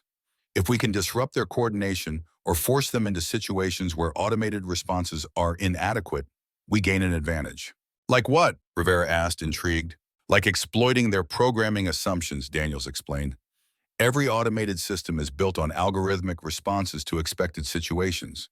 If we can create unexpected conditions, we force human intervention, which introduces delay and potential error. He moved to the simulator controls, programming a new scenario. Let's try something, standard Abrams versus 4 of the advanced LAVs. But this time we're going to use terrain features in a way their targeting algorithms won't expect. The new simulation placed them in a complex urban environment with narrow streets, multi-story buildings, and limited visibility. Not the typical environment for tank warfare, but one that neutralized many of the LAV's advantages in open terrain. Urban combat favors the defender and the heavily armored, Daniels noted as they began the scenario. Driver, position us at this intersection with minimal exposure. Gunner, focus on the approach routes, but be ready to elevate for rooftop threats. The simulated LAVs entered the scenario, initially maintaining distance and attempting to locate the Abrams with their sensors. Without clear lines of sight or the ability to use their superior mobility, they were forced into a more cautious approach. They're splitting up, Rivera observed, 2 moving to our east, 2 to the west, trying to flank us. Let them. Daniels ordered. Driver, back us deeper into this alleyway. Gunner, target the building at our 2 o'clock third-floor windows. Mitchell maneuvered the tank as instructed, while Rivera aimed the main gun at the specified building. Sir, Rivera questioned, not seeing any targets there. Fire, Daniels commanded. The simulated 120-meter round smashed into the building, collapsing the facade and sending debris crashing into the street below, creating an instant barricade that blocked one of the LAV's approach routes. Now the building at our 10 o'clock, ground floor, Daniels continued. Fire. Another shot, another calculated collapse of structure, further shaping the battlefield to their advantage. Using the gun as a demolition tool, Chen realized. Brilliant. Urban terrain modification, Daniels corrected. A technique we developed in Baghdad, but rarely practiced because of collateral damage concerns. In a pure military exercise, it's a valid tactic. They continued the engagement, using the Abrams' massive firepower not just to target the LAVs directly, but to reshape the urban environment to their advantage, creating choke points, blocking flanking routes, even bringing down structures to trap enemy vehicles and debris. The LAVs struggled to adapt, their automated systems optimized for open terrain engagements against conventional tactics. One by one, they were isolated and defeated as Daniels' crew exploited the limitations in their programming and the constraints of urban combat. Simulation complete, the computer announced. Blue for victory, all OP4 elements neutralized. Now that, Rivera said with satisfaction, is how you beat technology with experience. It's one approach, Daniels agreed, but Kozlov will adapt. We need more. Different tactics for different environments, unpredictable responses that force his systems to constantly recalibrate. They spent the remainder of the day developing and testing various approaches, from aggressive frontal assaults that overwhelmed the LAV's targeting systems with multiple threats, to passive ambushes that exploited the natural weaknesses of light armor against heavy weapons. By evening, they had identified 7 distinct tactical approaches that showed promise against the advanced LAVs, each applicable to different terrain and engagement parameters.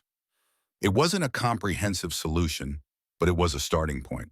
Good work today, Daniels told them as they prepared to leave. Tomorrow we integrate these approaches with the modifications Wilson is making to our actual tank.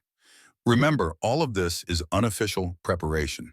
As far as the record shows, we're just running standard training exercises. Understood, sir, they replied in unison, the shared secret creating a stronger bond among the crew. As they departed, Daniels remained behind, reviewing the simulation data. There was something about the LAV's behavior in certain scenarios that bothered him, a pattern he couldn't quite identify. Their responses to specific threats seemed almost predictive at times, as if they were anticipating actions before they occurred. He was still pondering this when Jenkins entered, carrying a folder marked with security classifications. Working late, Captain, she observed. Just reviewing some training data, Daniels replied, deliberately vague. What brings you here? Information you requested, she said, placing the folder on the console. Technical specifications on the LAV 25X, at least what's been officially documented. Daniels opened the folder, finding detailed schematics and performance parameters. This is more comprehensive than I expected. How did you get it? Let's just say not everyone on Kozlov's team is fully committed to his approach, Jenkins answered. There are still plenty of officers who believe in the value of heavy armor. Daniels studied the documents with interest. The LAV-25X was indeed a significant evolution from the vehicles he had faced in the first exercise. enhance mobility, reduce thermal signature, improve targeting systems, and most concerning, an active protection system designed to intercept incoming projectiles before they could strike the vehicle. This changes the equation, he noted. Standard tank rounds might not be effective against these protection systems. That's the point, Jenkins agreed. Kozlov is arguing that even the main advantage of the Abrams, its overwhelming firepower, can be negated by modern defensive technologies at a fraction of the weight and cost. Daniels continued reviewing the specifications, looking for weaknesses or limitations. These active protection systems, they have to have constraints, energy requirements, reaction times, coverage gaps. Page 17, Jenkins directed, the system can only intercept a limited number of incoming projectiles within a specific time frame. Multiple simultaneous threats can overwhelm it, which would require coordinated fire from multiple tanks, Daniels observed. Not an option in our one versus many scenario. Unless, Jenkins suggested, you could simulate multiple threats from a single platform. It was an intriguing idea, one that aligned with some of the tactics they had been developing in the simulator. Have you shared these specifications with anyone else, he asked. Only with you and General Hayes, she confirmed. Kozlov doesn't know about the leak yet, but he'll figure it out soon enough. The demonstration parameters are being finalized tomorrow, so if you're planning any adaptations based on this information, you don't have much time. Daniels gathered the documents, a plan already forming in his mind. Thank you, Lieutenant. This could make the difference. As Jenkins turned to leave, a thought struck him. One more thing. These levies, they seem to anticipate certain tactical approaches before they're executed, almost as if they're reading our intentions rather than just reacting to our movements. Any insight on that? Jenkins hesitated before answering. There are rumors about a predictive analysis module in the command vehicle, something that uses machine learning to anticipate enemy tactics based on initial movements in historical patterns. An AI tactical advisor, Daniels realized, that would explain some of what we're seeing in the simulations. If it exists, it's not in any official documentation, Jenkins cautioned, but it would align with Kozlov's emphasis on technological solutions over human judgment. After Jenkins departed, Daniels spent another hour reviewing the technical data before heading to the maintenance bay where Wilson was overseeing modifications to their Abrams. The sergeant greeted him with a knowing look. You've heard about the demonstration parameters, Wilson guessed. Carter filled me in, Daniels confirmed. Standard Abrams, crew of Kozlov's choosing, against his upgraded LAVs. Stacking the deck, Wilson muttered. Which is why what you're doing here is even more important, Daniels said, patting the tank's hull. How are the modifications coming? Wilson led him to this turret, where access panels had been removed to expose the fire control system. We've enhanced the electronic warfare resistance with some next-generation shielding that technically isn't approved for field use yet. Should give us some protection against their jamming. Good. What about the targeting system? That's the real breakthrough, Wilson said with pride, pointing to a modified circuit board. This little beauty allows the fire control computer to calculate multiple targeting solutions simultaneously and sequence them for rapid-fire engagement. Normally, there's a recalculation period between shots, but this eliminates that delay. How much does it improve our engagement rate? In testing, it's shown a 40% reduction in time between accurate shots, Wilson reported. Not enough to match the LAV's combined fire rate, but enough to put multiple rounds on target in rapid succession, potentially overwhelming active protection systems. It aligned perfectly with the tactic Jenkins had suggested. Excellent work, Sergeant. What else? Upgraded thermal imaging that can detect the reduced heat signatures Kozlov's been using, reinforced hydraulics for faster turret traverse, and a little surprise in the ammunition storage. Wilson led Daniels to the tank's rear, where the ammunition compartment had been modified. We've created a custom loadout that includes standard rounds plus these. He held up what appeared to be a normal 120mm tank round, but with subtle differences in its construction. Modified MPAT round with programmable fusing can be set to detonate at specific distances rather than on impact. Technically an anti-aircraft round, but with some creative programming. We can create airburst effects that active protection systems won't intercept because they are not directly targeting the vehicle, Daniels finished. Very clever, Sergeant. Is it within regulations? Wilson shrugged. It's an approved round type being used in an unapproved manner. Gray area at worst. Daniels nodded his approval. How soon can we test these modifications? We're scheduled for a live fire exercise at 0800 tomorrow. All systems should be operational by then. Good. I want to run a complete evaluation before we develop specific tactics for the NATO demonstration.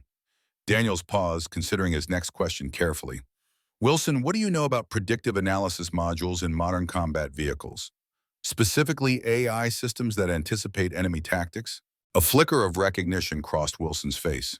You're talking about TACAI, Tactical Artificial Intelligence. It's a DARPA project that's been in development for years, supposedly still in the testing phase. But theoretically, could it be integrated into a vehicle like the LAB-25X? Theoretically, yes, Wilson confirmed. It would require substantial computing power and a comprehensive database of tactical scenarios, but it's possible. Is that what Kozlov's using? I think it might be, Daniel said, which means our greatest challenge isn't just the technology of the vehicles themselves, but an AI that can predict our standard responses. So we need to be unpredictable, Wilson concluded. Exactly. We need tactics that no AI would anticipate because no rational commander would attempt them. Daniel smiled slightly. Fortunately, being unpredictable is something humans still do better than machines. The following morning's live-fire exercise provided the first opportunity to test their modified Abrams against simulated targets designed to replicate the capabilities of Kozlov's LAV-25X. The results were promising, with the enhanced fire control system performing even better than Wilson had predicted, allowing for rapid sequential engagement of multiple targets. The modified ammunition proved equally effective, creating airburst effects that would be difficult for active protection systems to counter. By programming detonation points just above or beside target vehicles, they could deliver lethal fragmentation without triggering defensive countermeasures designed to intercept direct fire projectiles. Impressive, General Hayes commented as he observed the final phase of testing. He had arrived unannounced, watching from a distance as Daniels' crew demonstrated their capabilities. Those aren't standard tactics or munitions. Just exploring the full potential of the platform, sir, Daniels replied carefully, unsure of Hayes' position on their unofficial modifications. Hayes smiled slightly. Officially, I should remind you that the NATO demonstration will be conducted with standard equipment and procedures.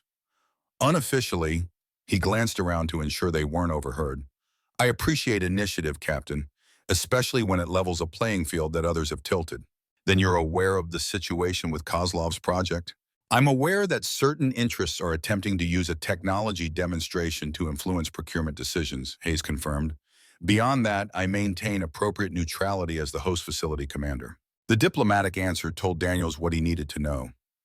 Hayes understood the political dimension of the situation, but was constrained in how openly he could intervene. Of course, sir, we'll ensure all demonstration parameters are strictly observed. I'm sure you will, Hayes agreed. Just as I'm sure that whatever training and preparation you undertake before then is entirely at your discretion as our armored warfare advisor. With that tacit approval, Hayes departed, leaving Daniels to continue the testing. By midday, they had confirmed the effectiveness of all modifications and begun integrating them with the tactical approaches developed in the simulator. The crew was adapting quickly, embracing the unconventional methods Daniels was introducing. Rivera, in particular, had shown a natural aptitude for the rapid-fire engagement technique, using the enhanced targeting system to place shots with precision that would have seemed impossible just days earlier. As they completed the day's exercises, Daniels gathered the crew for a final briefing. Excellent work today. We're making progress, but Kozlov is advancing too. Jenkins reports that he's scheduled additional testing with his LAVs tonight, incorporating new tactics based on our previous encounter. Should we observe, Mitchell suggested. Daniels considered it briefly before shaking his head. Too obvious, but I do want intelligence on what he's developing. I might be able to help with that, Chen offered unexpectedly. My roommate is a comms specialist assigned to the Range Control Center. He monitors all exercise communications, including Kozlov's frequencies. It was a valuable connection, one that could provide insight into Kozlov's evolving tactics without raising suspicion. Can he share recordings of the exercise communications without compromising his position? Chen nodded. He owes me a favor. As long as we're discreet, it shouldn't be a problem. Make it happen, Daniels instructed. We need to understand how Kozlov is adapting if we're going to stay ahead of him. That evening, Chen delivered as promised, providing a secure digital recording of the communications from Kozlov's latest exercise. Daniels listened intently as Kozlov directed his Alav platoon through a series of maneuvers clearly designed to counter the tactics Daniels had employed in their first encounter. Most revealing were Kozlov's instructions regarding electronic warfare employment. Focus jamming on their targeting system specifically. The main gun is useless if they can't acquire a stable firing solution. Maintain mobility and keep multiple angles of attack open at all times. It confirmed what Daniels had suspected. Kozlov was refining his approach, emphasizing the Levy's advantages in mobility and electronic warfare while developing countermeasures to the Abrams' superior firepower. More concerning was a brief exchange near the end of the exercise. Command to all units, Takai integration test commencing. Switch to automated tactical coordination mode. All units acknowledged, Takai engaged. Observe and report any anomalies in the tactical guidance. This is the first field test of the full integration. So Jenkins's information had been correct. Kozlov was indeed incorporating an AI tactical advisor into his command system, potentially giving his vehicles an unprecedented advantage in anticipating and countering conventional tactics. Daniels spent the remainder of the evening researching Takai systems, gathering what limited information was publicly available about their capabilities and limitations. The technology was cutting edge, leveraging machine learning algorithms to analyze battlefield situations and recommend optimal responses based on historical data and real-time inputs. Like all AI systems, however, it had inherent constraints. It could only make predictions based on patterns it had observed or been programmed to recognize. Truly novel approaches or irrational actions would fall outside its predictive capabilities. The key, Daniels realized, was to develop tactics that no rational commander would employ, maneuvers that violated established doctrine to such an extent that no algorithm would include them as potential options. It was a risky approach, potentially sacrificing tactical soundness for the element of surprise.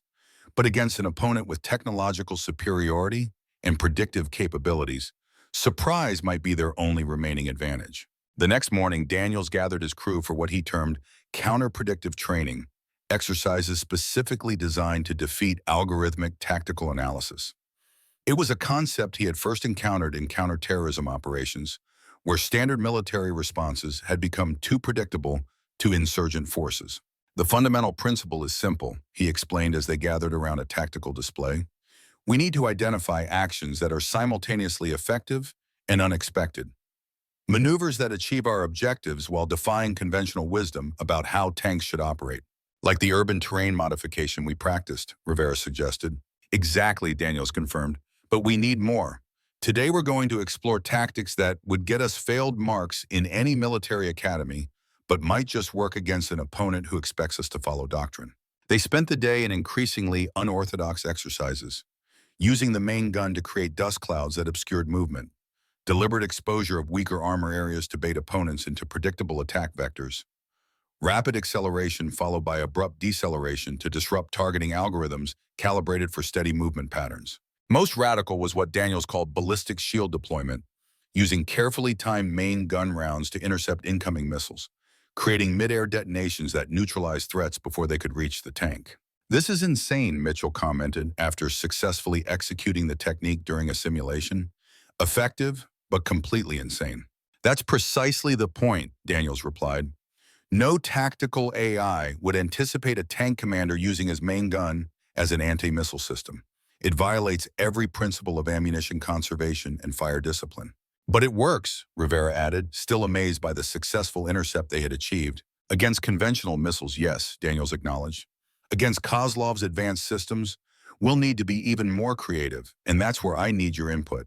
You all have experiences and ideas that might not occur to me, unconventional approaches that could give us an edge. It was an invitation to true collaboration, acknowledging that innovation could come from any member of the crew, regardless of rank or position.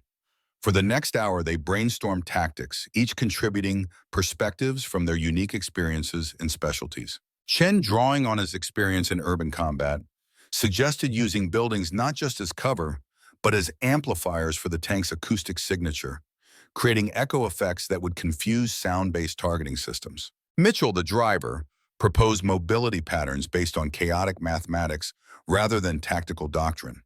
Movements that would appear random while actually following a complex but predetermined path. Rivera, the gunner, offered insights on using deliberate near misses to manipulate enemy movement, herding opposing forces into vulnerable positions through psychological pressure rather than direct fire. Each idea was evaluated, refined, and incorporated into their growing arsenal of counter-predictive tactics.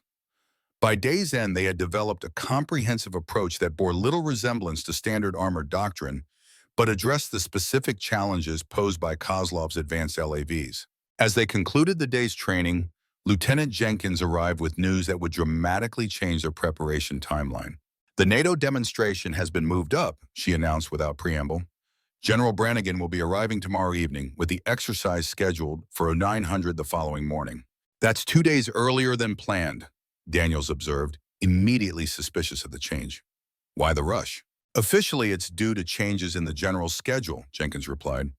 Unofficially, Kozlov requested the acceleration after learning that technical specifications for the LAV-25X had been leaked. So Kozlov had discovered the information breach and was moving to capitalize on his advantages before Daniels could develop effective countermeasures.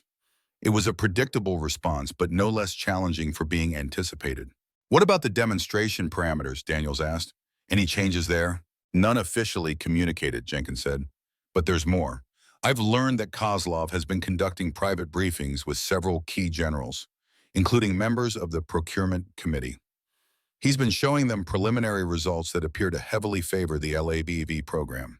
Preliminary results? Daniels questioned. From what exercises? That's just it, Jenkins explained. They appear to be simulated engagements rather than actual exercises, projections based on theoretical capabilities rather than demonstrated performance. It was a clever move on Kozlov's part, shaping expectations before the actual demonstration and potentially creating confirmation bias among the observers. If the generals arrived expecting to see the LAVs dominate, they would be more likely to interpret the results in that light, regardless of the actual outcome. So we're not just fighting Kozlov's technology, Daniels summarized. We're fighting a narrative he's already established with the decision makers. Exactly, Jenkins confirmed, which means even a narrow victory might not be enough to change perceptions. You need to definitively demonstrate the continued viability of the Abrams platform against these new threats. Daniels absorbed this information, recalibrating his approach. The accelerated timeline and pre-established narrative complicated an already challenging situation. They would have just 1 day to finalize preparations before facing Kozlov in front of the military's most senior leaders. Thank you for the information, Lieutenant, he said finally. We'll adjust our preparations accordingly. After Jenkins departed, Daniels addressed his crew. Gentlemen, it seems we've rattled our opponent enough that he's changing the rules. The demonstration has been moved up, which means tomorrow is our last full day of preparation. We're ready, sir, Rivera assured him, the others nodding in agreement. Maybe, Daniels acknowledged, but Kozlov has been working to influence the observers before they even see the actual demonstration. We need to do more than just survive or achieve a technical victory. We need to decisively demonstrate that the Abrams remains the superior platform, even against these next-generation threats. How do we do that? Mitchell asked. Daniels considered the question carefully. By forcing Kozlov to fight on our terms rather than his. By creating conditions where the fundamental advantages of heavy armor become undeniable, even to skeptics who arrive expecting to see its obsolescence. Chen looked thoughtful. You're talking about changing the demonstration scenario itself. Not changing it, Daniels clarified. Exploiting aspects of it that Kozlov might not have considered. The parameters include standard mission objectives, but how we achieve those objectives remains at our discretion. What's your thinking, sir? Rivera prompted. I'm thinking, Daniels replied with a slight smile, that sometimes the best way to win isn't to play the game better than your opponent, but to play a different game entirely, one where your strengths become decisive and their advantages irrelevant. It was a cryptic answer, but one that reflected Daniels' evolving strategy. Kozlov had designed his LAVs in the demonstration parameters to showcase their specific advantages over the Abrams. But every design optimization represented not just an advantage in one area, but potential vulnerabilities in others. The key wasn't to directly counter Kozlov's strengths, but to create conditions where those strengths became liabilities, where the fundamental characteristics of heavy armor, durability, raw power, psychological impact, would prevail regardless of technological sophistication. As his crew departed for the evening, Daniels remained in the simulator room, running through scenario after scenario, testing different approaches against simulated LAV-25Xs. He was still there when Wilson arrived shortly before midnight, carrying a tablet with updated technical information. Thought you'd want to see this, Wilson said, handing over the device. Latest intel on Kozlov's command vehicle. It's significantly different from the standard Levies in his platoon. The schematics showed a vehicle with enhanced communication systems, additional computing capacity, and what appeared to be a sophisticated electronic warfare suite far beyond what they had encountered in their first engagement. This isn't just a command and control platform, Daniels observed. It's the nerve center for the entire LAV network. The Teikai system, the electronic warfare coordination, everything runs through this vehicle. Exactly, Wilson confirmed. Take out the command vehicle, and the rest of the platoon loses a significant portion of their networked advantage. It was valuable intelligence, offering a potential focal point for their strategy. In any network system, the command node represented both the greatest strength and the most critical vulnerability. Is there any chance Kozlov himself will be commanding this vehicle during the demonstration? Daniels asked. Wilson nodded. That's the word from the preparation team. He wants to showcase the system personally for General Brannigan. Perfect. Kozlov's pride and personal investment in the program would place him at the center of the engagement, commanding the most sophisticated but potentially most vulnerable vehicle in his platoon. I think we've just found our key, Daniel said, a plan crystallizing in his mind. The command vehicle is the linchpin of their entire system. Neutralize it, and the rest of the platoon becomes significantly less effective. But it will also be the most heavily protected, Wilson pointed out, both through active defensive systems and tactical positioning. True, Daniels acknowledged, which is why we won't go after it directly, at least not at first. We'll shape the battlefield to isolate it, then strike when Kozlov least expects it. He outlined the emerging strategy, incorporating elements of their counter-predictive training with a specific focus on disrupting the Levy platoon's networked capabilities. Wilson listened with growing appreciation for the approach. It's risky, the sergeant observed when Daniels finished. A lot has to go right, and we're still operating with significant technological disadvantages. Risk is our ally in this case, Daniels replied. The more conventional our approach, the more predictable we become to Kozlov's systems. Embracing uncertainty gives us our best chance of success. Wilson nodded his understanding. I'll ensure the modified Abrams is ready for one final test run tomorrow morning. If there's anything else you need for your strategy, now's the time to tell me. Daniels considered the question carefully. There is one thing. How difficult would it be to modify our communication system to broadcast on the same frequencies as the Levy platoon?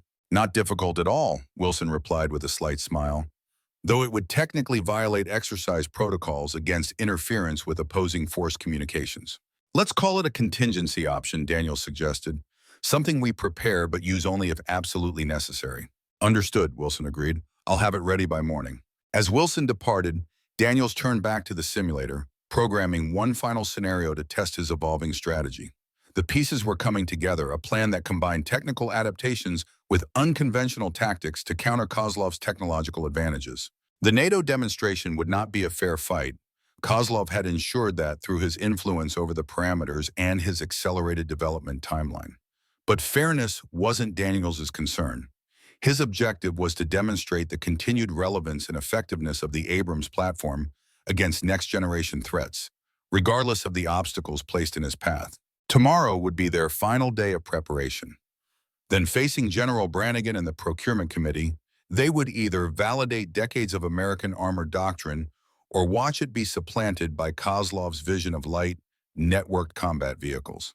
The stakes couldn't be higher, not just for Daniels' reputation or the future of the Abrams program, but for the foundational principles of American ground warfare. Heavy armor had been the backbone of U.S. Army offensive operations since World War II, its psychological and practical impact proven across numerous conflicts. If Kozlov succeeded in demonstrating its obsolescence, the ripple effects would transform not just procurement priorities, but tactical doctrine, unit organization, and ultimately America's ability to project power globally.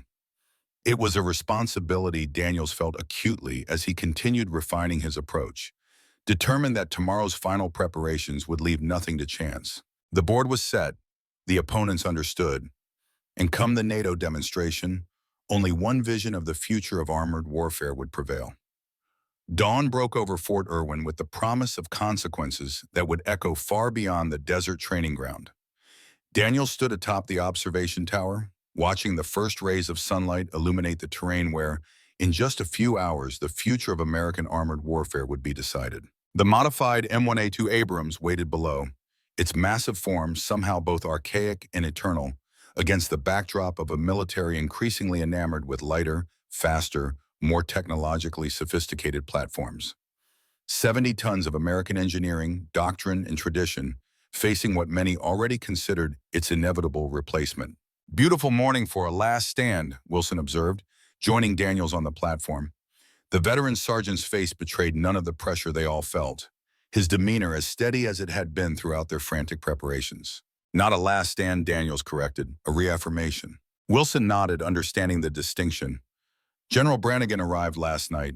He's meeting with Kozlov and Hayes now, reviewing the demonstration parameters. Any changes we should know about?" "Nothing official," Wilson replied, "but there's talk among the support staff.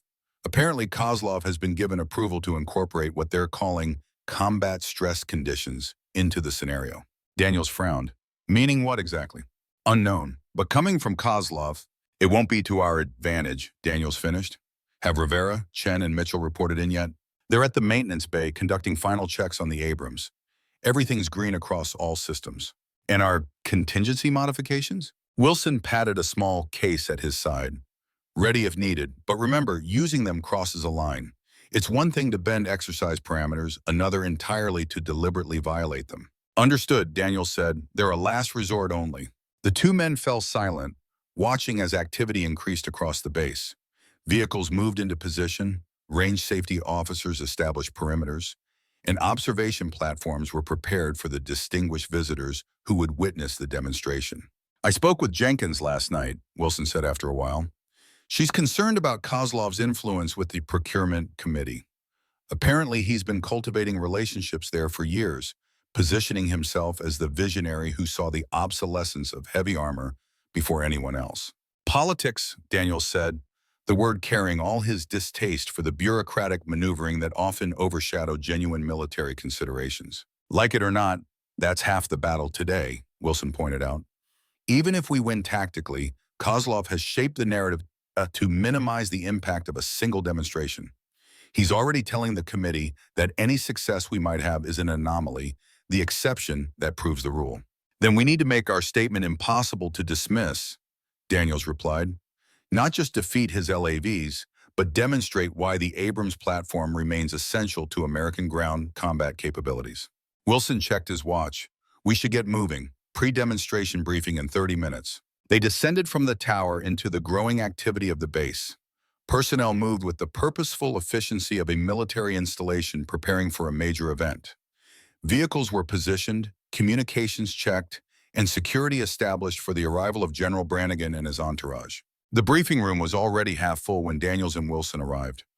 Officers from various NATO countries mingled with American staff, all gathered to witness what had been billed as the future of armored warfare. At the front of the room, a large tactical display showed the demonstration area, a 10-square-kilometer section of Fort Irwin's vast training grounds. Daniels spotted Kozlov across the room, surrounded by officers wearing the insignia of the procurement committee. The captain looked confident, animated, as he described something that had his audience nodding appreciatively. When he noticed Daniels, Kozlov offered a small, almost sympathetic smile before returning to his conversation. General Hayes entered, followed by a tall, imposing figure that could only be General Martin Brannigan, the Army's chief of staff. At 60, Brannigan retained the physique and bearing of a frontline commander, his chest adorned with ribbons from multiple campaigns. His reputation as a forward-thinking strategist had made him a powerful voice in defense planning, and his opinions on the future of armored warfare would carry enormous weight. "Ladies and gentlemen," Hayes began, bringing the room to attention, "welcome to today's demonstration of emerging armored warfare technologies. We are honored by the presence of General Brannigan and representatives from our NATO allies."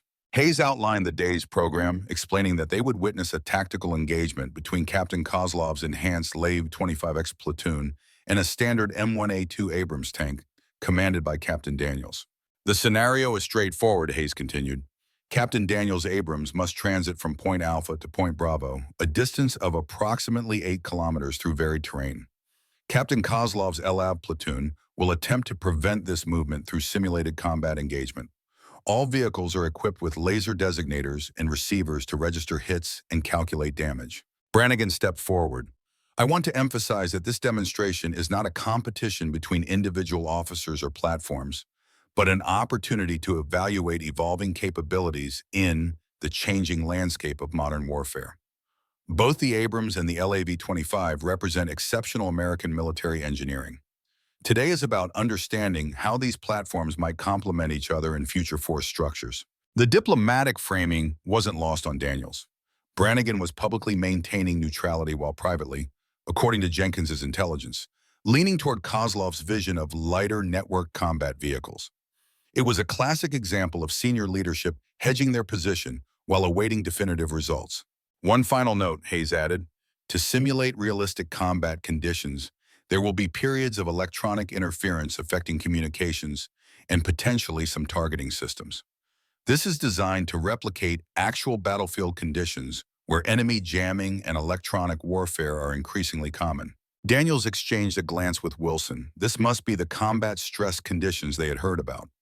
Kozlov had engineered another advantage, one that would disproportionately affect the Abrams with its sophisticated electronic systems. After the briefing, Daniels gathered with his crew near their tank.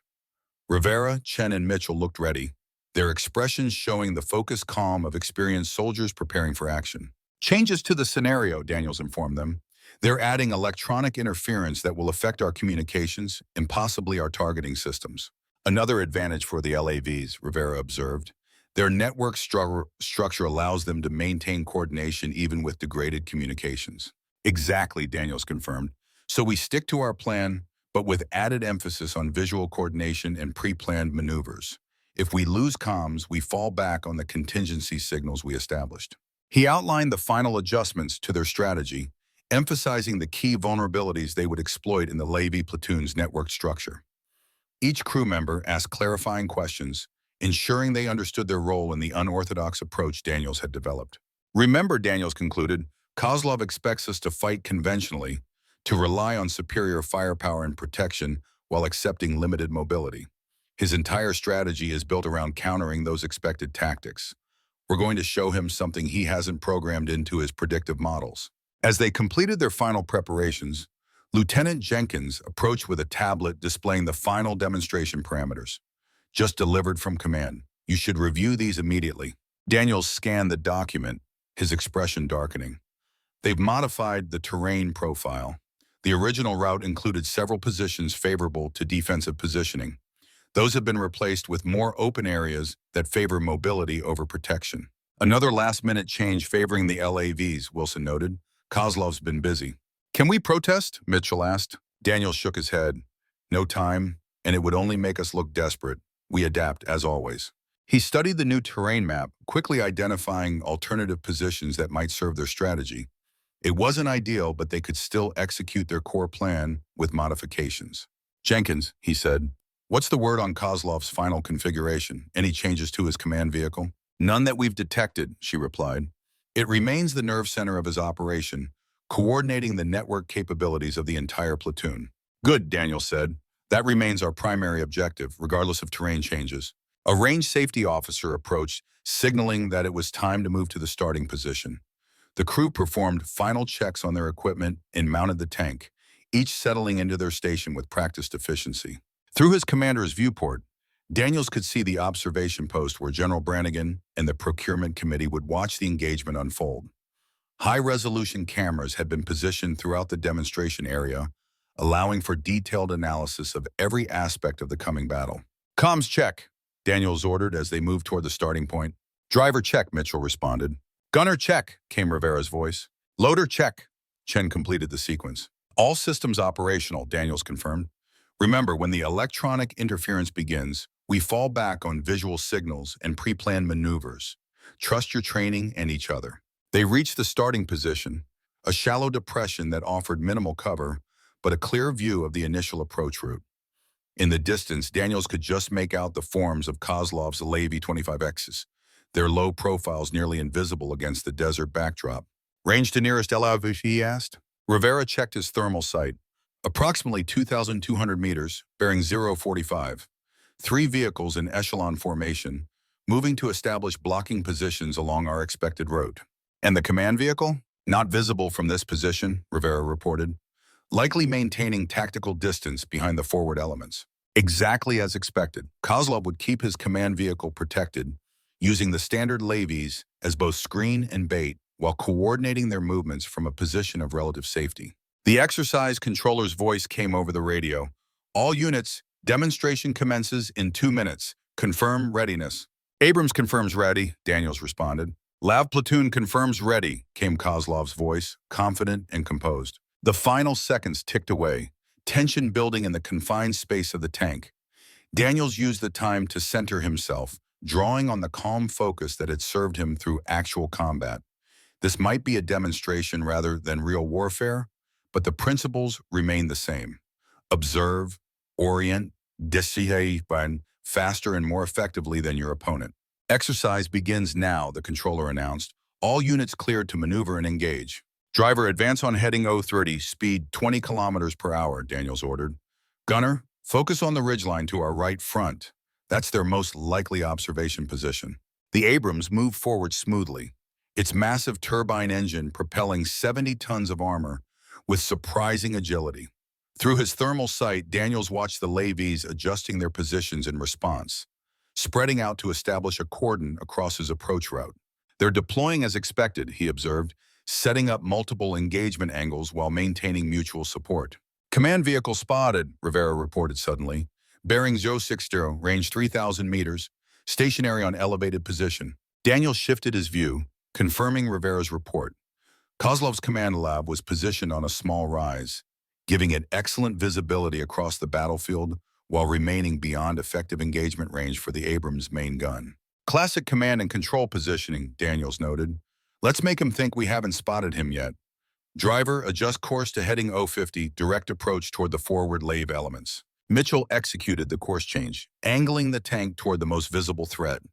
It was a conventional move, exactly what Kozlov would expect from an Abrams commander faced with lighter opposition vehicles. For the next 10 minutes, they continued their advance, maintaining a deliberate pace that suggested adherence to standard heavy armor doctrine. The LAVs responded predictably, adjusting their positions to maintain optimal engagement distances while coordinating their movements with impressive precision. Electronic interference commencing in 30 seconds, came the range controller's announcement. All units be advised, communications and targeting systems may be affected. Here it comes, Daniels warned his crew. Prepare for degraded systems. Switch to backup procedures on my mark. The interference hit like a wave, distorting their communications and sending the electronic displays flickering. The thermal imaging system showed ghost images, false readings that could easily mislead an inexperienced crew. The laser rangefinder fluctuated wildly, making accurate fire control solutions nearly impossible. Switching to optical backup, Rivera reported, adjusting his sighting system. Implementing countermeasures, Chen added, activating the electronic warfare defenses Wilson had installed. The tank system stabilized somewhat, though still degraded from normal operation. It was exactly as Daniels had anticipated, a carefully calibrated level of interference that would handicap the Abrams without completely disabling it, creating the impression of a fair contest while actually tilting the odds further in Kozlov's favor.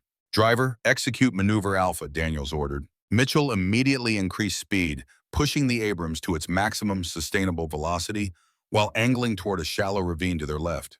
It was an aggressive move, seemingly reckless given the Abrams' weight and the terrain constraints. Through his sight, Daniels watched the levies reacting to this unexpected advance. Their coordinated formation briefly faltered as individual vehicle commanders assessed the sudden change in Abrams' tactics. They're adjusting, Rivera reported. 2 LAVs moving to intercept our approach to the ravine.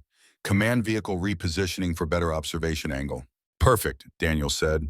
Driver, maintain heading until my mark, then execute the pivot we practiced. The Abrams continued its charge, covering ground with remarkable speed for such a massive vehicle. The 2 intercepting LAVs adjusted their course to establish blocking positions near the ravine entrance, exactly where conventional tactics would dictate they should be. Mark, Daniels called when they were 800 meters from the ravine. Mitchell executed a power pivot, using the Abrams' differential steering to rotate the tank nearly in place, while maintaining forward momentum. The maneuver, more commonly associated with light reconnaissance vehicles than main battle tanks, caught the LAV commanders by surprise. Instead of charging into the ravine as expected, the Abrams was now on a perpendicular course, exposing the flanks of the LAVs that had moved to block the ravine entrance. "Gunner, target nearest LAV, heat round," Daniels ordered. "Target acquired," Rivera confirmed. "Firing!" The main gun thundered, sending a high-explosive anti-tank round downrange with devastating accuracy despite the degraded targeting systems. The simulated impact registered a direct hit on the LAV's flank, where its armor was thinnest. "Target neutralized," Rivera reported as the exercise system confirmed a kill. "Second allowed maneuvering, bearing 3D, range 600 meters, Chen called out, already loading another round. "Driver, advance directly toward it," Daniels ordered. "Gunner, hold fire until my command." The Abrams accelerated toward the second LAV, closing distance rapidly. It was another unexpected move, forgoing the protection of terrain to execute what appeared to be a frontal assault. The LAV commander reacted predictably, backing his vehicle while maintaining a frontal aspect toward the charging Abrams, using his superior mobility to keep distance for missile engagement. "Range 500 meters in opening," Rivera reported. "He's maintaining distance for missile launch." "Now, driver, maneuver Bravo," Daniels ordered. Mitchell executed another pivot, this time angling the Abrams sharply to expose its side armor to the LAV while simultaneously deploying a smokescreen. To the LAV's thermal sensors, it would appear as if the Abrams had made a critical error, exposing its more vulnerable side armor while attempting to obscure itself. As expected, the LAV launched a simulated anti-tank missile, targeting the apparently vulnerable tank through the thinning smoke. What the LAV commander couldn't know was that this was precisely what Daniels had anticipated. "Gunner, ballistic intercept, target the missile," Daniels ordered. Rivera adjusted his aim with split-second precision, firing the main gun not at the lob itself but at a point in space where the incoming missile would pass. The 120mm round detonated in the missile's path, creating a simulated explosion that would have destroyed the missile in a real engagement. With the LAV momentarily surprised by this unorthodox defense, Daniels seized the initiative. "Driver, close distance. Gunner, target the LAV, sabot round." The Abrams surged forward, closing to just 300 meters before Rivera fired again. The armor-piercing round struck with devastating effect, registering another kill as the LAV's systems acknowledged the fatal hit. "Two down," Daniels announced. "Driver, proceed to position Echo. Time to change the game." Mitchell guided the tank toward a rocky outcropping that offered both cover and a commanding view of the central demonstration area. As they moved, Daniels assessed the battlefield situation. 2 LAVs eliminated, 3 remaining, including Kozlov's command vehicle.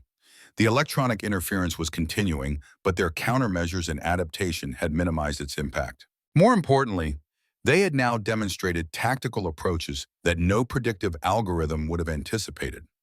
Standard doctrine would never advocate exposing a tank's flank armor or using main gun rounds to intercept incoming missiles.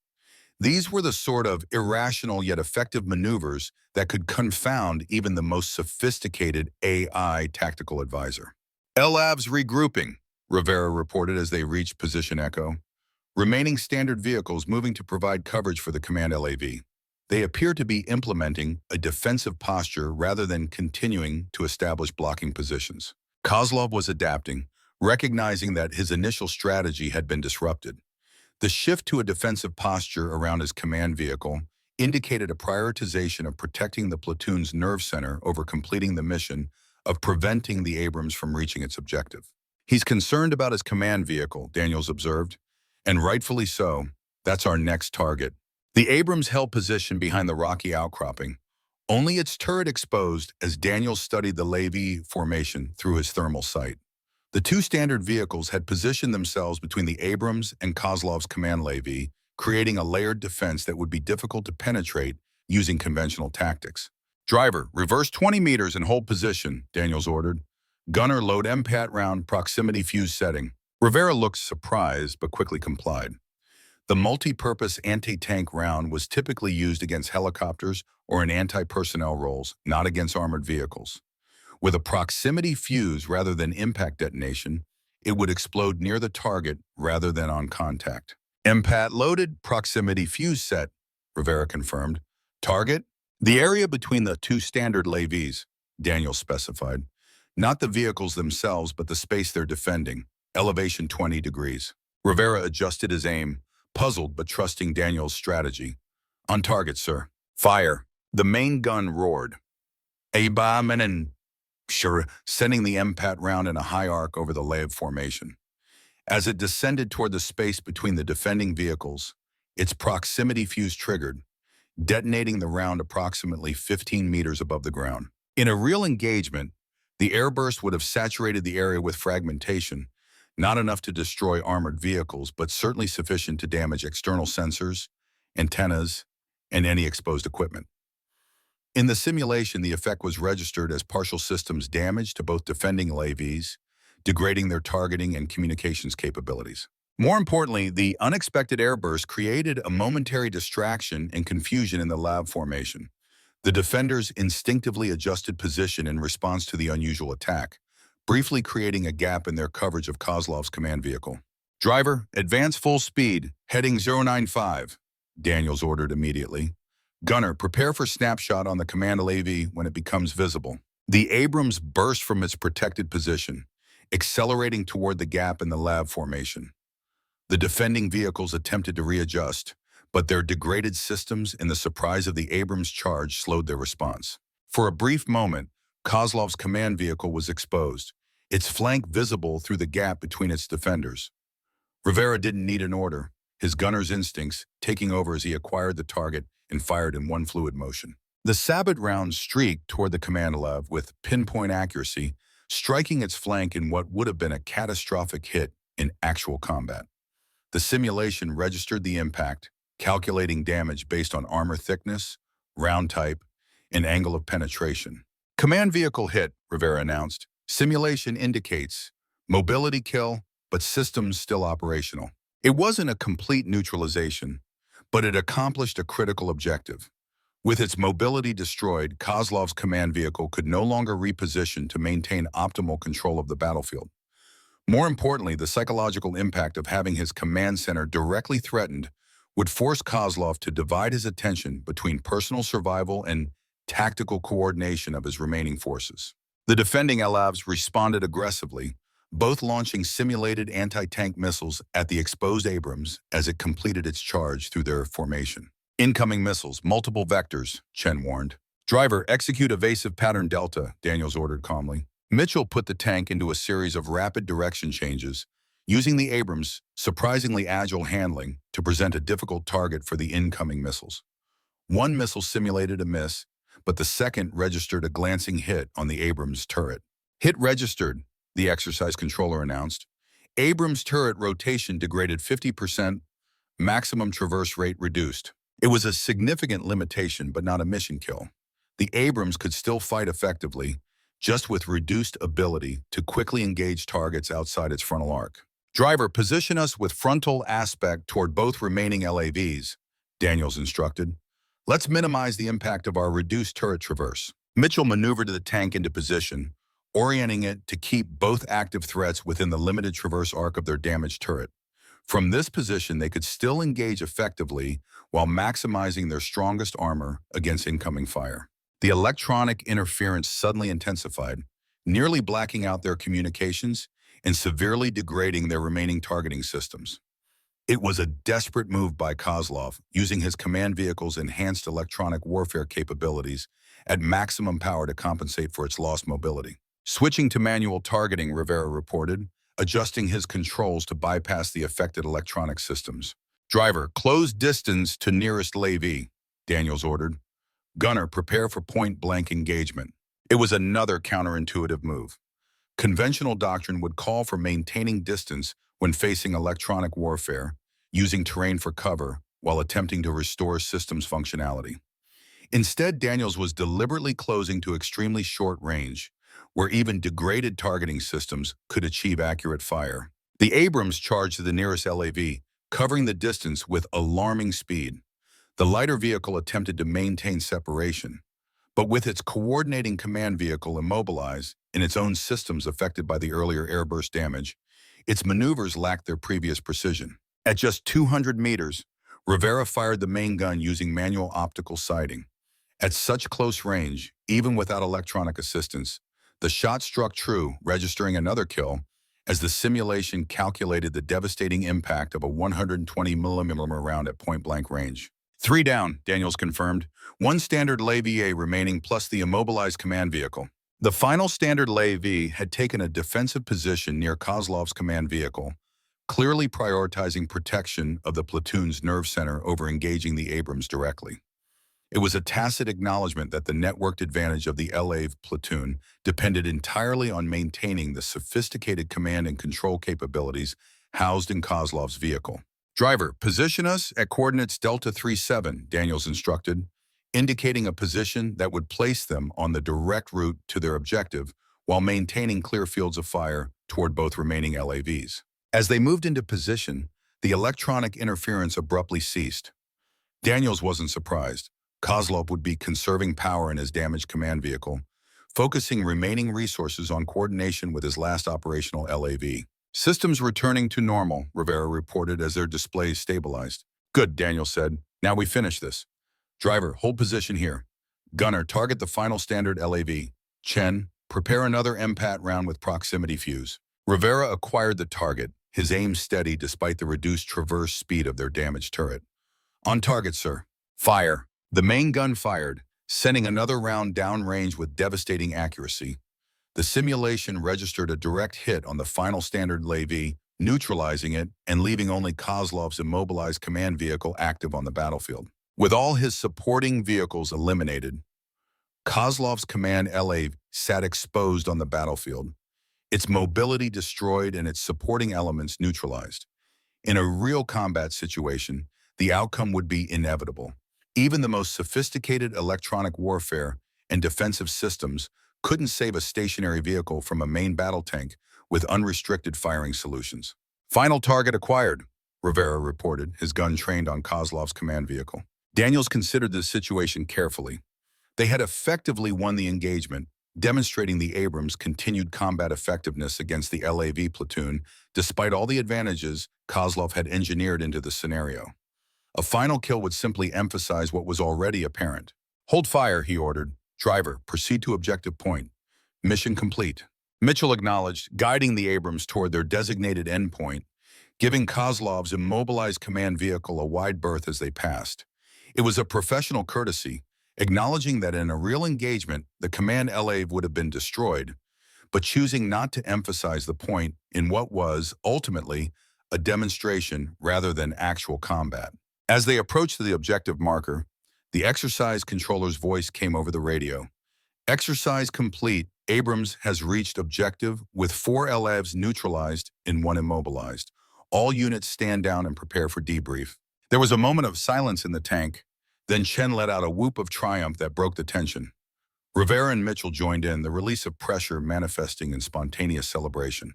"Outstanding work, gentlemen," Daniel said, allowing himself a small smile. "I couldn't have asked for a better crew or a more effective demonstration." They completed the shutdown procedures and emerged from the tank to find General Hayes waiting for them, his expression carefully neutral but his eyes conveying approval. "Captain Daniels," he said formally, "General Brannigan requests your presence at the debrief immediately. Your crew as well." As they gathered their gear, Daniels caught sight of Kozlov's command vehicle in the distance. The captain was standing beside it, engaged in what appeared to be an intense conversation with one of the procurement committee members. Even from this distance, the rigid set of Kozlov's shoulders conveyed his frustration. The debrief was held in the same room as the morning briefing, but the atmosphere had transformed.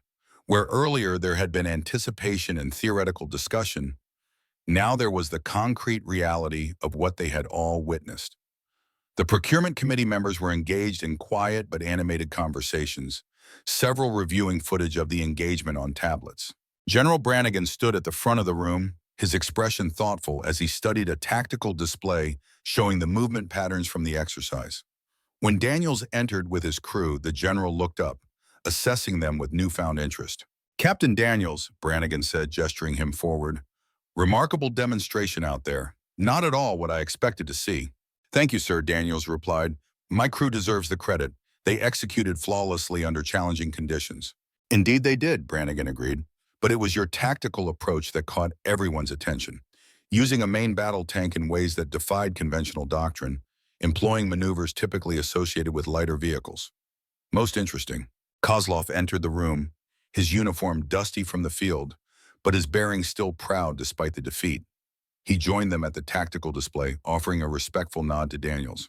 Captain, Kozlov acknowledged, unorthodox tactics, effective but hardly representative of standard Abrams employment doctrine. That was precisely the point, Captain, Daniels replied. The future of armored warfare isn't about platforms alone, but how we employ them. The Abrams demonstrated today that with the right crew and tactical approach, it remains relevant against next-generation threats.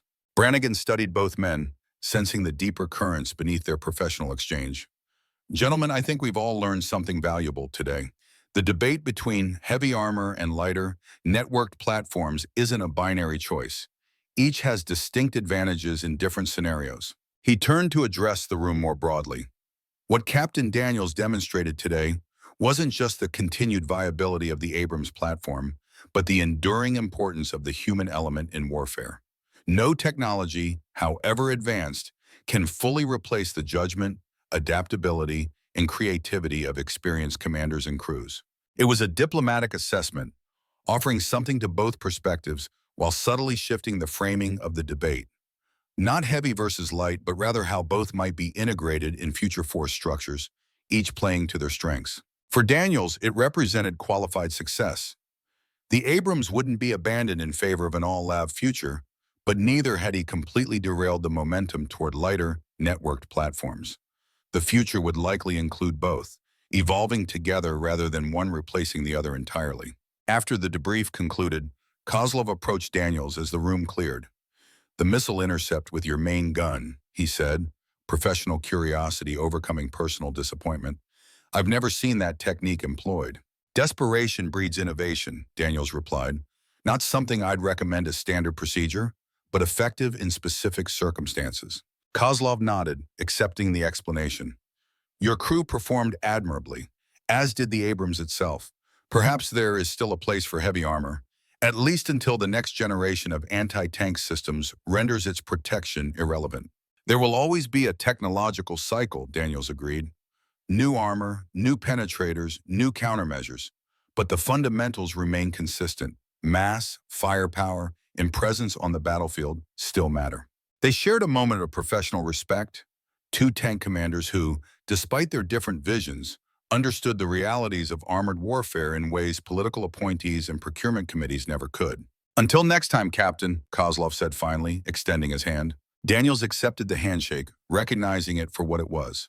Not concession, but acknowledgement that their debate would continue, evolving alongside the technologies and doctrines they championed. As Kozlov departed, Lieutenant Jenkins approached with a message from General Hayes. "He'd like to see you privately, sir, in his office as soon as possible." Daniels found Hayes standing at the window of his office, gazing out at the training grounds where maintenance crews were already recovering the vehicles from the demonstration. "Quite a show out there, Frank," Hayes said without turning. "You made an impression on Brannigan. More importantly, you made the procurement committee think twice about their assumptions regarding heavy armor. But not enough to fully change course," Daniels observed, joining Hayes at the window. "No," Hayes agreed. "The trend toward lighter, networked platforms will continue. But thanks to your demonstration, it won't come at the complete expense of the Abrams program. Evolution rather than replacement, a more balanced approach." "I can live with that," Daniels said, "as long as we don't lose the capabilities that only a main battle tank can provide." Hayes turned to face him. "Which brings me to the reason I asked you here. The Army is establishing a new armored warfare development group, tasked with evolving both heavy and light platforms to meet future threats. Brannigan wants you to lead it." The offer caught Daniels by surprise. He had expected to return to his quiet retirement after completing this advisory role, not take on a new command position. "It would mean coming back permanently," Hayes continued. "Full reinstatement of rank, possibly promotion to major within the year. You'd be shaping the future of American armor doctrine, ensuring that the lessons of experience aren't lost in the rush toward new technologies." It was a compelling opportunity, a chance to influence the direction of armored warfare beyond a single demonstration, not just preserving the Abrams legacy, but helping it evolve alongside newer platforms, each complementing the other's capabilities. "What about Kozlov?" Daniels asked. "He'll be part of the group, focusing on light armor development," Hayes replied. "You'd be counterparts rather than opponents. Brannigan thinks the creative tension between your perspectives would drive innovation. Daniels considered the proposition carefully. He had settled into retirement, found a rhythm to civilian life that had its own satisfactions. But today's engagement had rekindled something he thought he'd left behind: the unique challenge and fulfillment of command, of applying decades of experience to shape the future. "I'll need to think about it," he said finally. "This wasn't what I expected when I accepted the advisory role." "Of course," Hayes agreed. "Take the time you need, but not too much time. Brannigan wants an answer within the week." As Daniels left Hayes's office, he found his crew waiting for him outside the headquarters building. Rivera, Chen, and Mitchell stood beside Wilson, all still energized from their victory. "There he is," Wilson called as Daniels approached. "The man who reminded everyone why the Abrams isn't going anywhere anytime soon." "It was a team effort," Daniels said, genuinely grateful for their skill and dedication. "I couldn't have done it without you all." "What happens now, sir?" Rivera asked. "Back to regular duties." Daniels hesitated, Hayes's offer still fresh in his mind. "That depends," he said finally. "I've been offered a new position, leading a development group focused on the future of armored warfare." "You're taking it, right?" Chen asked, as if the answer were obvious. "It would mean coming back permanently," Daniels explained. "Leaving retirement behind? I'm not sure that's what I want." The crew exchanged glances, clearly having their own opinions but respecting his need to make the decision himself. "Sir," Wilson said after a moment, "if I may speak freely, what you did out there today wasn't just about proving the Abrams still matters. It was about showing that experience and judgment still matter, that no technology, however advanced, can replace what veterans like you bring to the battlefield." The others nodded in agreement, and Wilson continued. "The Army needs that perspective, especially now. There are plenty of technical experts who understand the systems, but few who truly grasp how to employ them effectively when it matters most." It was a compelling argument, one that spoke to the deeper purpose Daniels had always found in military service. Not just operating equipment or executing tactics, but shaping how America projected power and protected its interests through armored warfare doctrine. "I appreciate the vote of confidence," Daniels said sincerely. "I've got some thinking to do." That evening, Daniels stood alone on the observation tower where he had started the day, watching as darkness settled over Fort Irwin. In the distance, lights marked the ongoing recovery operations, maintenance teams working through the night to prepare vehicles for the next day's training. He reflected on the journey that had brought him here, from young lieutenant to tank commander in Desert Storm, through Iraq and Afghanistan to retirement, and now this unexpected opportunity to return. Each phase had shaped him, adding layers of experience and wisdom that couldn't be replicated by technology or taught in classrooms. The demonstration today had proven that the Abrams remained relevant on the modern battlefield, that heavy armor still had a vital role to play, despite evolving threats and technologies. But it had also highlighted something more fundamental: the enduring importance of the human element in warfare, the judgment and adaptability that no algorithm could fully replace. Kozlov's vision of networked autonomous combat vehicles represented one possible future, one where technology increasingly supplanted human decision-making on the battlefield. Daniels's approach offered a counterbalance, emphasizing the integration of advanced systems with experienced human judgment. The development group Hayes had described would need both perspectives: the creative tension between tradition and innovation driving progress that honored the lessons of the past, while embracing the possibilities of the future. As Daniels descended from the tower for the last time, his decision crystallized. The quiet comfort of retirement had its appeal, but the opportunity to shape the future of American armored warfare spoke to a deeper sense of purpose. The Abrams had earned its place in history, but its legacy would depend on how it evolved to meet tomorrow's challenges. Frank "Thunder" Daniels had one more mission to complete, not on the battlefield this time, but in the laboratories, proving grounds, and procurement meetings where the next generation of American armor would take shape. It wasn't the retirement he had planned, but then the most important missions rarely came with convenient timing.